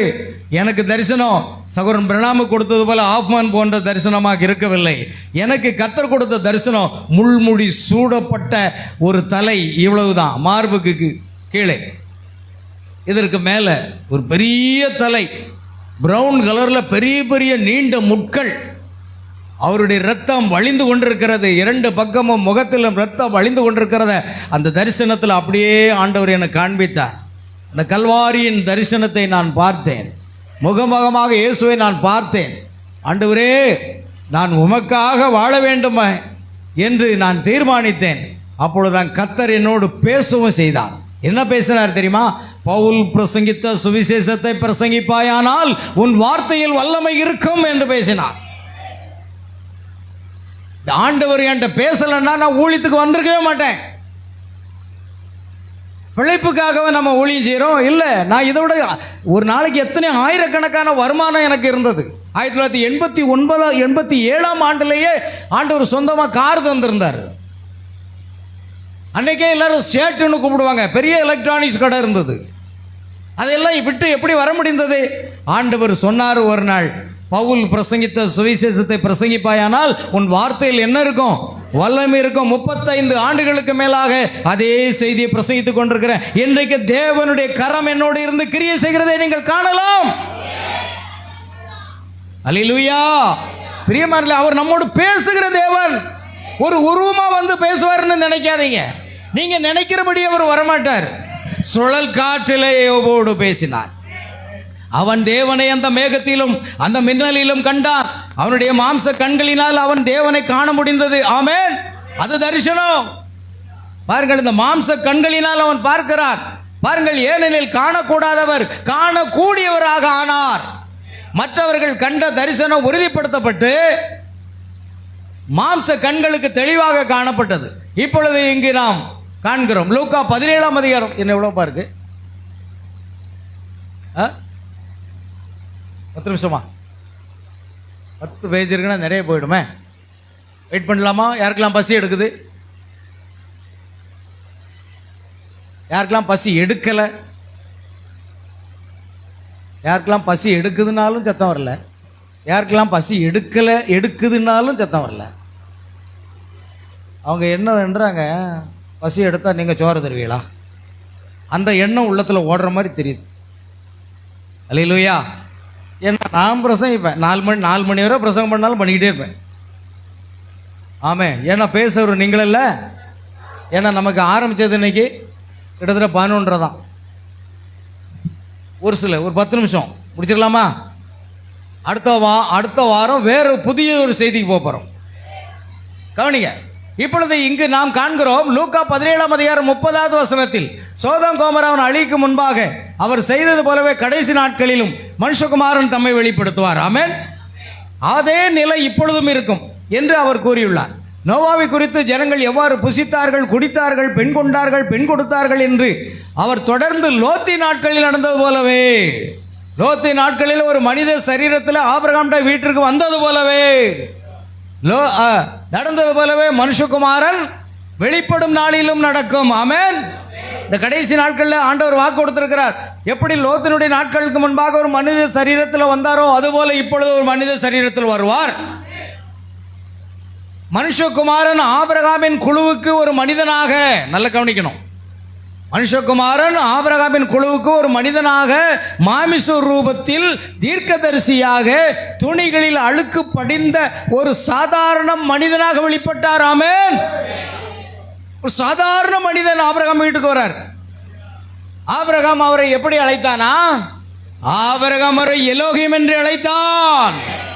எலோகிம் என்றால் தன்னில் தானே ஜீவனுடையவர், தன்னில் தானே ஜீவிக்கிற ஒருவர் தான். அவரைத்தான் எலோகிம் என்று அழைத்தான். அது மூல மொழிபெயர்ப்பில் எலோகிம் இருக்கிறது, தமிழில் ஆண்டவரேன்னு இருக்கு, ஆங்கிலத்தில் கர்த்தாவே என்று இருக்கிறது. ஆமென். அல்லேலூயா. கவனிக்க பிரியமானவர்களே, அவர் சாதாரண ஒரு மனிதனாக வெளிப்பட்டார். பாருங்கள், துணிகளில் அவர் எப்படி இருந்தார்? ஆபிரகாமின் குழுவுக்கு ஒரு மனிதனாக, மாம்ச ரூபத்தில் தீர்க்கதரிசியாக, துணிகளில் அழுக்கு படிந்த ஒரு சாதாரண மனிதனாக வெளிப்பட்டார். ஆபிரகாம் அவரை எலோகிம் என்று அழைத்தான். கடைசி நாட்களில் மறுபடியுமாக மனுஷகுமாரன் அதே விதமான குழுவுக்கு, ஆபிரகாமின் ராஜரீக சந்ததிக்கு அக்கினி விழுவதற்கு முன்பு வெளிப்படுவார் என்று இயேசு இங்கு வாக்களித்துள்ளார். ஓ, ஆபிரகாமுடைய ராஜரீக வித்து நீங்க. விசுவாச மார்க்கத்தார் எவர்களோ அவர்கள் ஆபிரகாமுடைய பிள்ளைகளாக இருக்கிறார்கள் என்று கலாத்தியர்ல பவுல் அழகா எழுதுறாரு. ஆமென். அப்ப ஆபிரகாமுடைய ராஜரீக குழுவுக்கு மறுபடியும் ஒரு மனித சரீரத்திலே அவர் தன்னை வெளிப்படுத்த போகிறார் என்று இயேசு வாக்களித்துள்ளார். ஆமென். அதற்கு பின்பு சபையானது சாட்சிகள் எவரையுமே பெறவில்லை, ஆபிரகாமும் அவனை சேர்ந்தவர்களும் பெறவில்லை என்பதை ஞாபகம் கொள்ளுங்கள். அதன் பின்பு அவர்கள் எதிர்பார்த்திருந்த வாக்குத்தத்தம் பண்ணப்பட்ட குமாரன் நேரடியாக கொண்டு வரப்பட்டான். ஆமென். அந்த வாக்குத்தத்தம் பண்ணப்பட்ட குமாரன் தான் ஈசாக்கு. நமக்கு வாக்குத்தத்தம் பண்ணப்பட்ட குமாரன் ஆகாயத்தில் வெளிப்படுவார், மகிமையிலே சரீரத்தில் வெளிப்படுவார். அதற்கு முன்பாக ஒரு சாதாரண மனிதனாக ஆபிரகாமுடைய ராஜ்யரிய அந்த சந்ததிக்கு குழுவுக்கு தன்னை வெளிப்படுத்தி கொண்டிருக்கிறார். வெளிப்படுத்த போகிறார் அல்ல, வெளிப்படுத்தி கொண்டிருக்கிறார். பிரணாம் சொல்றாரு, இப்பொழுது மனுஷகுமாரன் இங்கு நின்று கொண்டிருக்கிறார், சபையோரே நீங்கள் காண்கிறீர்களான்னு கேட்கிறார். ஆமென். எதை கொண்டு வெளிப்படுத்தினார்? தம்முடைய கிரியைகளை பிரணாம் மூலமா வெளிப்படுத்தினார். பிரணாம் அல்ல. ஆமென். Pranam is a சின்னர். அவர் ஒரு பாவி. பட் அந்த சரீரத்தின் மூலமாக அவர் வெளிப்படுத்தினார். அவருடைய கிரியைகள் என்னவாக இருந்தது? செத்து போனவர்கள் உயிரோடு எழுப்பப்பட்டார்கள். நடக்க முடியாதவர்கள் தங்கள் வீல் சேர்களை தூர எரிந்துவிட்டு நடந்து போனார்கள். கக்க தண்டங்களை வைத்தவர்கள் எரிந்துவிட்டு நடந்து போனார்கள். எத்தனையோ லாரிகளில் அதை என்ன செய்தார்களாம்? அவர்கள் கொண்டு சென்றார்களாம். ஓ, தேவன் மனித சரீரத்தின் மூலமாக தன்னை வெளிப்படுத்தினார். இன்றைக்கு மணவாட்டியே, உங்கள் மூலமாக இயேசு கிறிஸ்து தன்னை வெளிப்படுத்தி கொள்ள வேண்டும். நம்மை மாத்திரம் முழுவதுமாக ஒப்பு கொடுப்போமானால், இந்த உலக காரியத்திலிருந்து நம்மை வேறு பிரித்து கொண்டு இயேசுக்கு நம்மை முழுவதுமாக ஒப்பு கொடுப்போமானால், நம் மூலமாக இயேசு தன்னை வெளிப்படுத்துவார். அல்லேலூயா. பாருங்கள், இந்த ஊழியத்தின் நாட்களுக்கு பிறகு அவர் வருவார். அவர் வானங்களில் வெளிப்படுவார். பாருங்கள், அந்த வாக்குத்தத்தம் பண்ணப்பட்ட குமாரன் ஈசாக்கு வெளிப்பட்டார். யாரு? கர்த்தர் வந்து உற்பவ கால திட்டத்தில் உன்னிடத்தில் வருவேன், அப்பொழுது ஒரு குமாரன் பிறப்பான் என்று சொல்லி அவர் கடந்து போய்விட்டார். அப்பொழுது வாக்குத்தத்தம் பண்ணப்பட்ட ஈசாக்கு பிறந்தான். அதுபோலவே இப்பொழுது மனுஷகுமாரனாக தம்மை அவர் பிரணாம் மூலமாக வெளிப்படுத்தி விட்டார். அந்த வாக்குத்தத்தப்பட்ட குமாரனாக அவர் வானங்களில் வெளிப்படுவார். இந்த ஊழியத்தின் நாட்களுக்கு பிறகு அவர் வருவார். அவர் வானங்களில் வெளிப்படுவார். ஓ, வானங்களில் வெளிப்படும் பொழுது நாமும் ஆகாயத்தில் அவரை சந்திப்போம். ஆமென். அது அப்படித்தான் இருக்க வேண்டும். நடக்க வேண்டிய ஒரே ஒரு காரியம் என்னவெனில், ஒரு துடிப்பு ஏற்பட்டு ஒரு மனிதனுக்குள் நுழைந்து விடுகிறது. தேவன் உறுதிப்படுத்தி இதுதான் நிகழ வேண்டும் என்பதை காண்பிக்கிறார். மோசே செய்தது போல இஸ்ரவேல் புத்திரரை மீட்க அவனுக்கு விருப்பமில்லை. ஆனால் தேவன் எரிகிற முச்செடியில் இருந்து அவனுடன் பேசினார். அவனுக்கு போக பிரியமில்லை, ஆனால் அவன் போக வேண்டியதாயிற்று. அவர் மகத்தான யெகோவா என்று மோசே அவரை குறித்து கேள்விப்பட்டிருந்தான். ஆனால் அவரை காண இப்பொழுதே அவரை காண முடிந்தது. பார்த்தீங்களா? அவர் மகத்தான ஏவா தேவன் என்று கேள்விப்பட்டிருந்தான். ஆனால் இப்பொழுது பற்றி எரிகிற முட்செடியிலே, ஆமென், தேவன் அவனுக்கு தரிசனமானார். அவன் கிட்ட வருகிறதை கர்த்தர் கண்டார். மோசே மோசே என்று பெயர் சொல்லி அழைத்தார். ஆனால் அவன் எந்த உருவத்தையும் காணவில்லை. அங்கு பற்றி எரிகிற முட்செடியை மாத்திரம் காண்றான். ஆக தேவன் அந்த அக்கினிக்குள் தேவன் தன்னை மறைத்து கொண்டார். ஆமென். பாருங்கள், அவர் அக்கினி ஸ்தம்ப வடிவில் இருந்தார். நான் உம்மை குறித்து கேள்விப்பட்டேன், இப்பொழுது உம்மை காண்கிறேன். அவன் அதில் என்ன கண்டான்? அவருடைய வார்த்தை உறுதிப்படுவதை கண்டான். தேவன் ஆபிரகாமிடம் அவனுடைய ஜனங்கள் அந்நிய தேசத்தில் 400 ஆண்டுகள் சஞ்சரிப்பார்கள் என்றும் அதன் பிறகு அவர்களை பலத்த கரத்தினால் வெளியே கொண்டு வருவார் என்று வாக்களித்திருந்தார். இந்த எரிகிற முட்செடி என்ன நடக்கும் என்று தீர்க்கதரிசியாக ஆபிரகாம் கூறினானோ அதை உறுதிப்படுத்தினது. அல்லேலூயா. மோசே, நான் அதை குறித்து கேள்விப்பட்டேன், இப்பொழுதை நான் காண்கிறேன். நான் யெகோவா தேவனை குறித்து கேள்விப்பட்டேன், இப்பொழுதே காண்கிறேன். அவர் முட்செடியிலிருந்து என்னோடு பேசுகிறார். சோதோமின் அழிவுக்கு சற்று முன்பு அவர் தம்மை வெளிப்படுத்தின விதமாகவே கடைசி நாட்களிலும் மனுஷகுமாரன் தமது ஜனங்களின் மத்தியில் வந்து தம்மை வெளிப்படுத்துவார் என்று நாம் கேள்விப்பட்டிருக்கிறோம். வேதம் அப்படி சொல்லுகிறது. அல்லேலூயா. மனுஷகுமாரன் என்ன செய்தார்? அவர் சாராளின் இருதயத்தில் இருந்த ரகசியங்களை அறிந்தார். மேலும் அவர் ஆபிரகாமுக்கு வாக்குத்தத்தம் பண்ணினார். ஆபிரகாம் தேவனுடைய சத்தத்தை முன்பு கேட்டிருந்தான். அவரை அவன் வெவ்வேறு வழியில் கண்டிருப்பான். அல்லேலூயா. தேவன் அவனோடு பேசினார். ஆமென். ஆனால் இந்த முறை அவன் அவரை கண்டான். அல்லேலூயா. நான் உம்மை குறித்து கேள்விப்பட்டேன், இப்பொழுது நான் உம்மை காண்கிறேன். புரியுதா? ஆமென். நீங்கள் தேவனை காண ஆசைப்படுகிறீர்களா? எந்த ரூபத்தில் காணணும்னு ஆசைப்படுறீங்க? நீங்க விரும்பும் ரூபத்தில் அவர் வரமாட்டார். அவர் எப்படி வெளிப்படுத்த வேண்டுமோ தன்னை மறைத்து கொண்டு வெளிப்படுவார். பைபிளில் ஒரு வசனம் இருக்கு, சிலர் அறியாமல் தேவ தூதர்களை உபசரித்தது உண்டுன்னு இருக்கு. உங்கள் வீட்டுக்கு யாராவது ஒரு ஆள் வந்திருப்பாங்க, நீங்கள் உபசாரம் பண்ணிட்டு அனுப்பிடுவீங்க. ஆனால் அது தேவ தூதருங்கிறத நீங்கள் அறிய முடியாதுன்னு பவுல் எழுதுறார் ஒரு இடத்துல. உங்கள் வீட்டுக்கு யார் வந்திருப்பா? தூதர் கூட உங்கள் வீட்டுக்கு வந்திருப்பாரா? ஏன்னா கர்த்தருடைய தூதன் அவர்களுக்கு பயந்தவர்களை சூழ பாளையம் இறங்கி அவளை விடுவிக்கிறார். நீங்கள் ஆராதனை முடிஞ்சு போகிறீங்க, நைட்டு பஸ் கிடைக்கல, லேட் ஆகிட்டு, இல்லை வேலைக்கு போயிட்டு நைட்டு லேட்டாக வரீங்க, ஒருத்தருக்கு உங்களுக்கு தோண இல்லை, உங்கள் கூட யார் வருவா? கர்த்தருடைய தூதன் வருவார், பாதுகாப்பாக வருவாருங்க. எதுக்குங்க பயப்படணும்? அல்லேலூயா. சபை தேவனை குறித்து கேள்விப்பட்டிருந்தது. அவர் என்ன செய்திருக்கிறார் என்றும் அவர் செய்துள்ள வாக்குத்தத்தத்தை குறித்தும் அது படித்திருக்கிறது. ஆனால் இப்பொழுதோ நாம் நமது கண்களால் அவரை காண்கிறோம். இயேசுவை எத்தனை பேருக்கு பார்க்குறீங்களா? ஏங்க ஒரு உருவம் இல்லை, அவருடைய கிரியைகளை பாருங்கள். இந்த மணி நேரத்துக்கான செய்தியை பாருங்க, அதுதான் தேவன். இந்த மணி நேரத்துக்கான வார்த்தை வெளிப்படுவதை பாருங்கள். காரணம் என்ன? தேவன் அந்த வார்த்தையின் ரூபத்தில் வெளிப்படுத்தி கொண்டிருக்கிறார். நீங்கள் அவரை காண்கிறீர்களா? நிச்சயமாக நான் தேவனை காண்கிறேன். அல்லேலூயா. நான் உம்மை குறித்து கேள்விப்பட்டேன், இப்பொழுதோ உம்மை காண்கிறேன். என்ன ஒரு வித்தியாசம்! முடிந்து விட்டதா? கர்த்தராகிய இயேசு உலகில் வந்த பொழுது அந்த வயோதிப தீர்க்கதரிசிக்கு வெளிப்பட்டது போல அவன் கர்த்தருடைய கிறிஸ்துவை காணும் முன்னே மரணம் அடைய மாட்டான் என்று வயோதிப தீர்க்கதரிசியாக சிமியோனுக்கு சொல்லப்பட்டது. நீ கர்த்தருடைய கிறிஸ்துவை காணும் முன் என்ன செய்ய மாட்டா? மரணம் அடைய மாட்டாய். லூக்கா 2ஆம் அதிகாரத்தில் வீட்டில் போய் வாசிங்க, நமக்கு நேரம் இல்லை. ஆனால் லூக்கா 2:21 முதல் 32 வரைக்கும் வாசித்து பாருங்க. அவன் அதை விசுவாசித்து அதற்காக காத்திருந்தான், அவரை குறித்து கேள்விப்பட்டிருந்தான். ஆனால் அவரை காண்பதற்காக வாஞ்சியோடு தேவாலயத்தில் ஒவ்வொரு நாளும் காத்திருந்தான். அவனோடு கூட 84 வயதுள்ள ஒரு கிழவியும் காத்திருந்தாள்.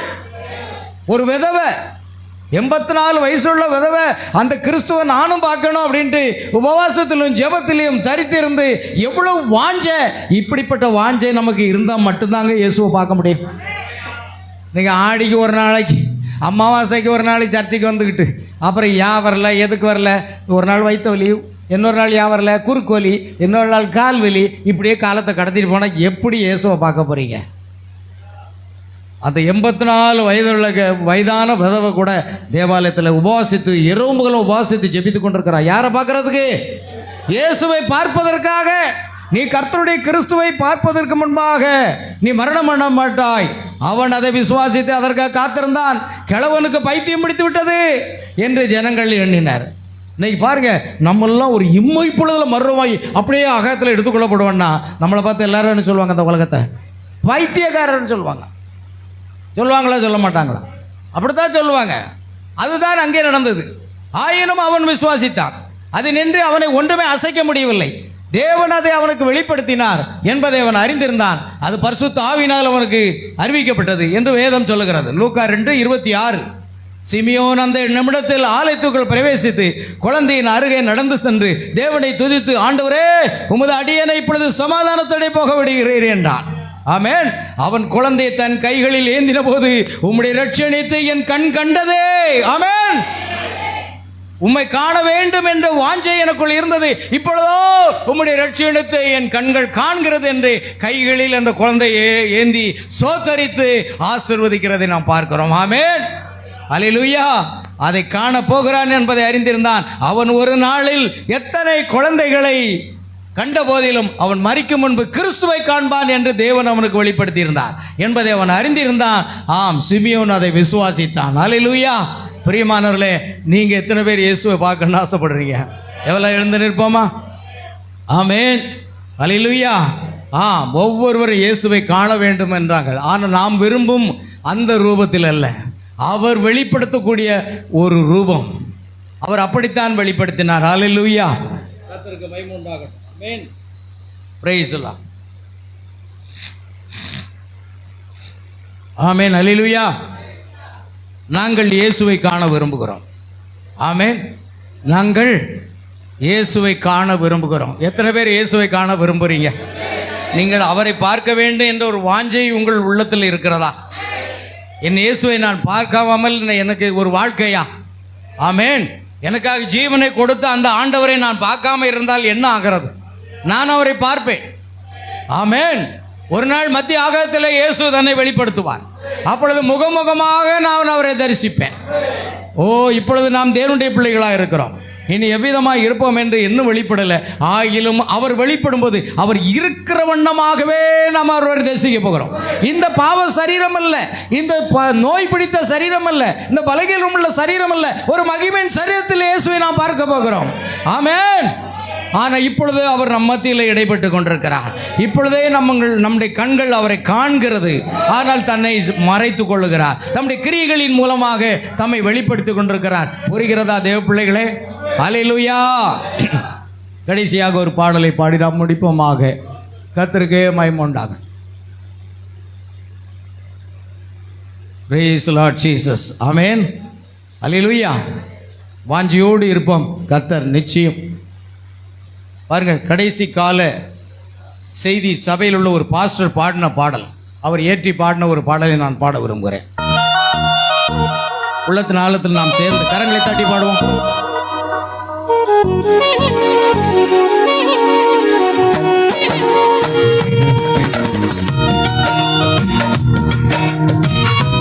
கரங்களை தட்டி பாடுவோம்.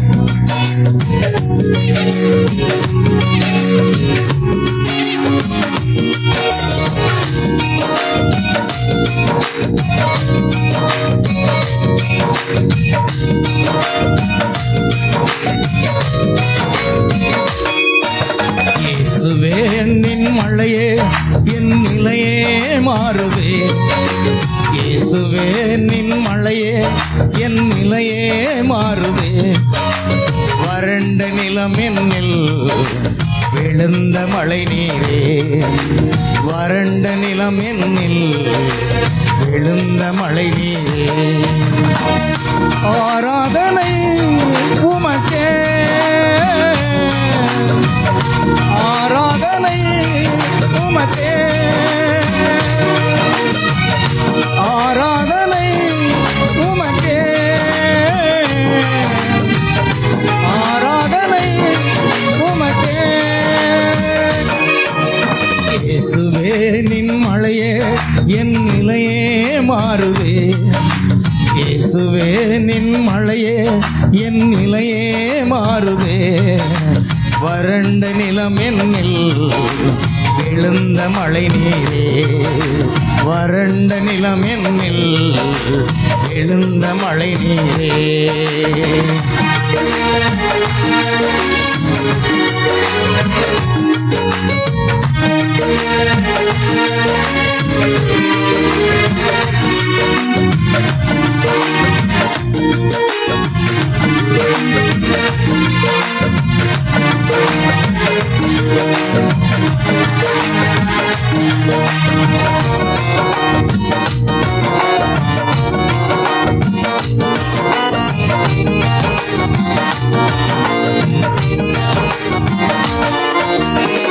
வேரற்ற மரமாய், நீரற்ற நிலமாய், நீரின்றி தவித்தேன், நிலையற்று திரிந்தேன்.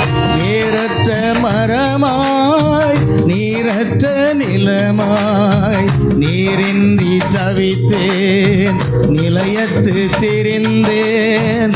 வந்தீரே வாழ்வில் ஜீவ தண்ணீராய் வந்தீரே வாழ்வில், ஜீவ தண்ணீராய் தந்தீரே என்னில், உம் பெயர் சீராய் தந்தீரே என்னில், உம் பெயர் சீராய். ஆராதனை உமக்கே, ஆராதனை உமக்கே, ஆராதனை உமக்கே, ஆராதனை உமக்கே. இயேசுவே நின் மழையே என் நிலையே மாறுதே, இயேசுவே நின் மழையே என் நிலையே மாறுதேன்.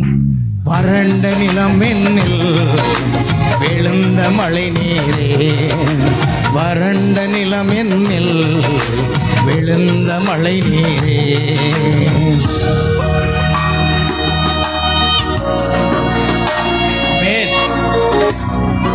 வறண்ட நிலத்தை போல இருந்தோம், கர்த்தர் தம்முடைய மழையை பெய்ய பண்ணினார், அது விளைச்சல் அடைந்தது. ஆமென்.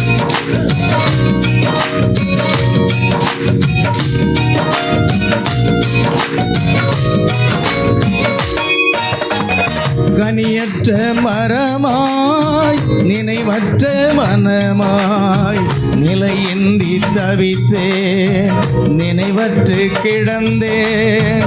கனியற்ற மரமாய் நினைவற்ற மனமாய் நிலையின்றி தவித்தேன், நினைவற்று கிடந்தேன். வந்தீரே வாழ்வில் ஜீவனின் ஊற்றாய், வந்தீரே வாழ்வில் ஜீவனின் ஊற்றாய். தங்கி நீர் என்னில் என் சுவாச காற்றாய், தங்கி நீர் என்னில் என் சுவாச காற்றாய். ஆராதனை உமக்கே, ஆராதனை உமக்கே, ஆராதனை உமக்கே, ஆராதனை உமக்கே. இயேசுவே நின் மழையே என் நிலையே மாறுதே, இயேசுவே நின் மழையே என் நிலையே மாறுதே. வறண்ட நிலம் என்னில் விழுந்த மழை நீரே, வறண்ட நிலம் என்னில் விழுந்த மழை நீரே.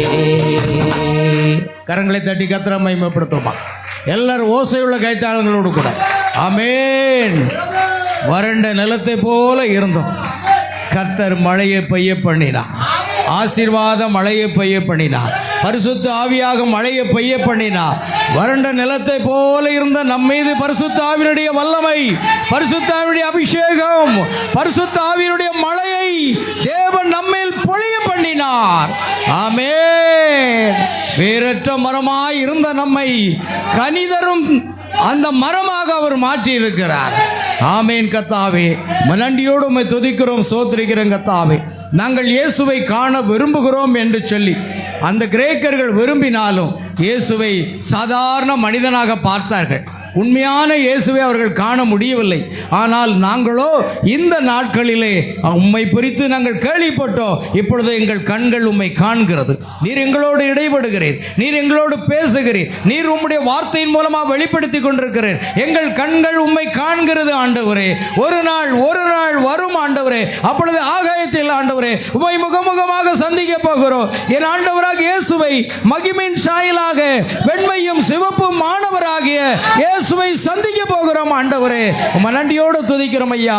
தகப்பனே உம்முடைய நாம மகிமைப்படும்படியாக இந்த ஆராதனை எங்களுக்கு ஆசீர்வதித்து கொடுத்த தயவுக்காக நன்றி செலுத்துகிறோம். கர்த்தராகிய இயேசு கிறிஸ்துவினுடைய நாமத்தினாலே பாடின பாடல்கள், ஜெபங்கள், தேவ செய்தி ஆண்டவரே, சிறு பிள்ளைகள் வசன பகுதி, சாட்சி பகுதி எல்லாவற்றையும் கிருபையாக ஆசீர்வதித்து கொடுத்தீரே, நன்றி செலுத்துகிறோம். தொடர்ந்து மீண்டும் நாங்கள் சந்திக்கும் வரைக்கும் உமது கிருபை எங்களோடு இருந்து எங்கள் ஒவ்வொருவரையும் பாதுகாத்து வழிநடத்த வேண்டுமா ஜெபிக்கிறோம். எங்களை எல்லா தீமைகளுக்கும் பொல்லாப்புகளுக்கும் ஆபத்துகளுக்கும் உபத்துகளுக்கும் கொள்ளை நோய்களுக்கு நீங்களாக்கி ஜீவனோடு சுகத்தோடு பலத்தோடு பாதுகாத்து வழி நடத்தும். இந்த ஆராதனையில் கலந்து கொண்டு ஒவ்வொரு தேவ பிள்ளைகளை ஆசீர்வதி. இந்த செய்தியை யூடியூப் மூலமாக முகநூல் வழியாக கேட்க போகிற ஒவ்வொரு தேவனுடைய பிள்ளைகளை ஆசீர்வதிப்பீராக. சகல துதி கன மகிமை ஆவற்றை உமக்கு செலுத்துகிறோம். கர்த்தராகிய இயேசு கிறிஸ்துவின் நாமத்தில் கேட்கிறோம் பிதாவே. என் ஆத்மாவே கர்த்தரை ஸ்தோத்ரி, என் ஆத்மாவே கர்த்தரை ஸ்தோத்ரி. கர்த்தர் செய்த சகல வாரங்களை மறவாதே. ஆமென். நம்முடைய கர்த்தராகிய இயேசு கிறிஸ்துவினுடைய கிருபையும் தேவனுடைய அன்பும் பரிசுத்த ஆவியுடைய ஐக்கியமும் சந்தோஷமும் சமாதானமும் சுகமும் பலமும் ஆசீர்வாதங்களும் நம் அனைவரோடும் நம் குடும்பத்தார் அனைவரோடும் சகல பரிசுத்தவான்கள் அனைவரோடும் இன்றும் என்றும் சதா காலமும் நிலைத்திருப்பதாக. அல்லேலூயா. கர்த்தராகிய இயேசு கிறிஸ்து உங்கள் ஒவ்வொருவரையும் ஆசீர்வதிப்பார். God bless you. God bless you.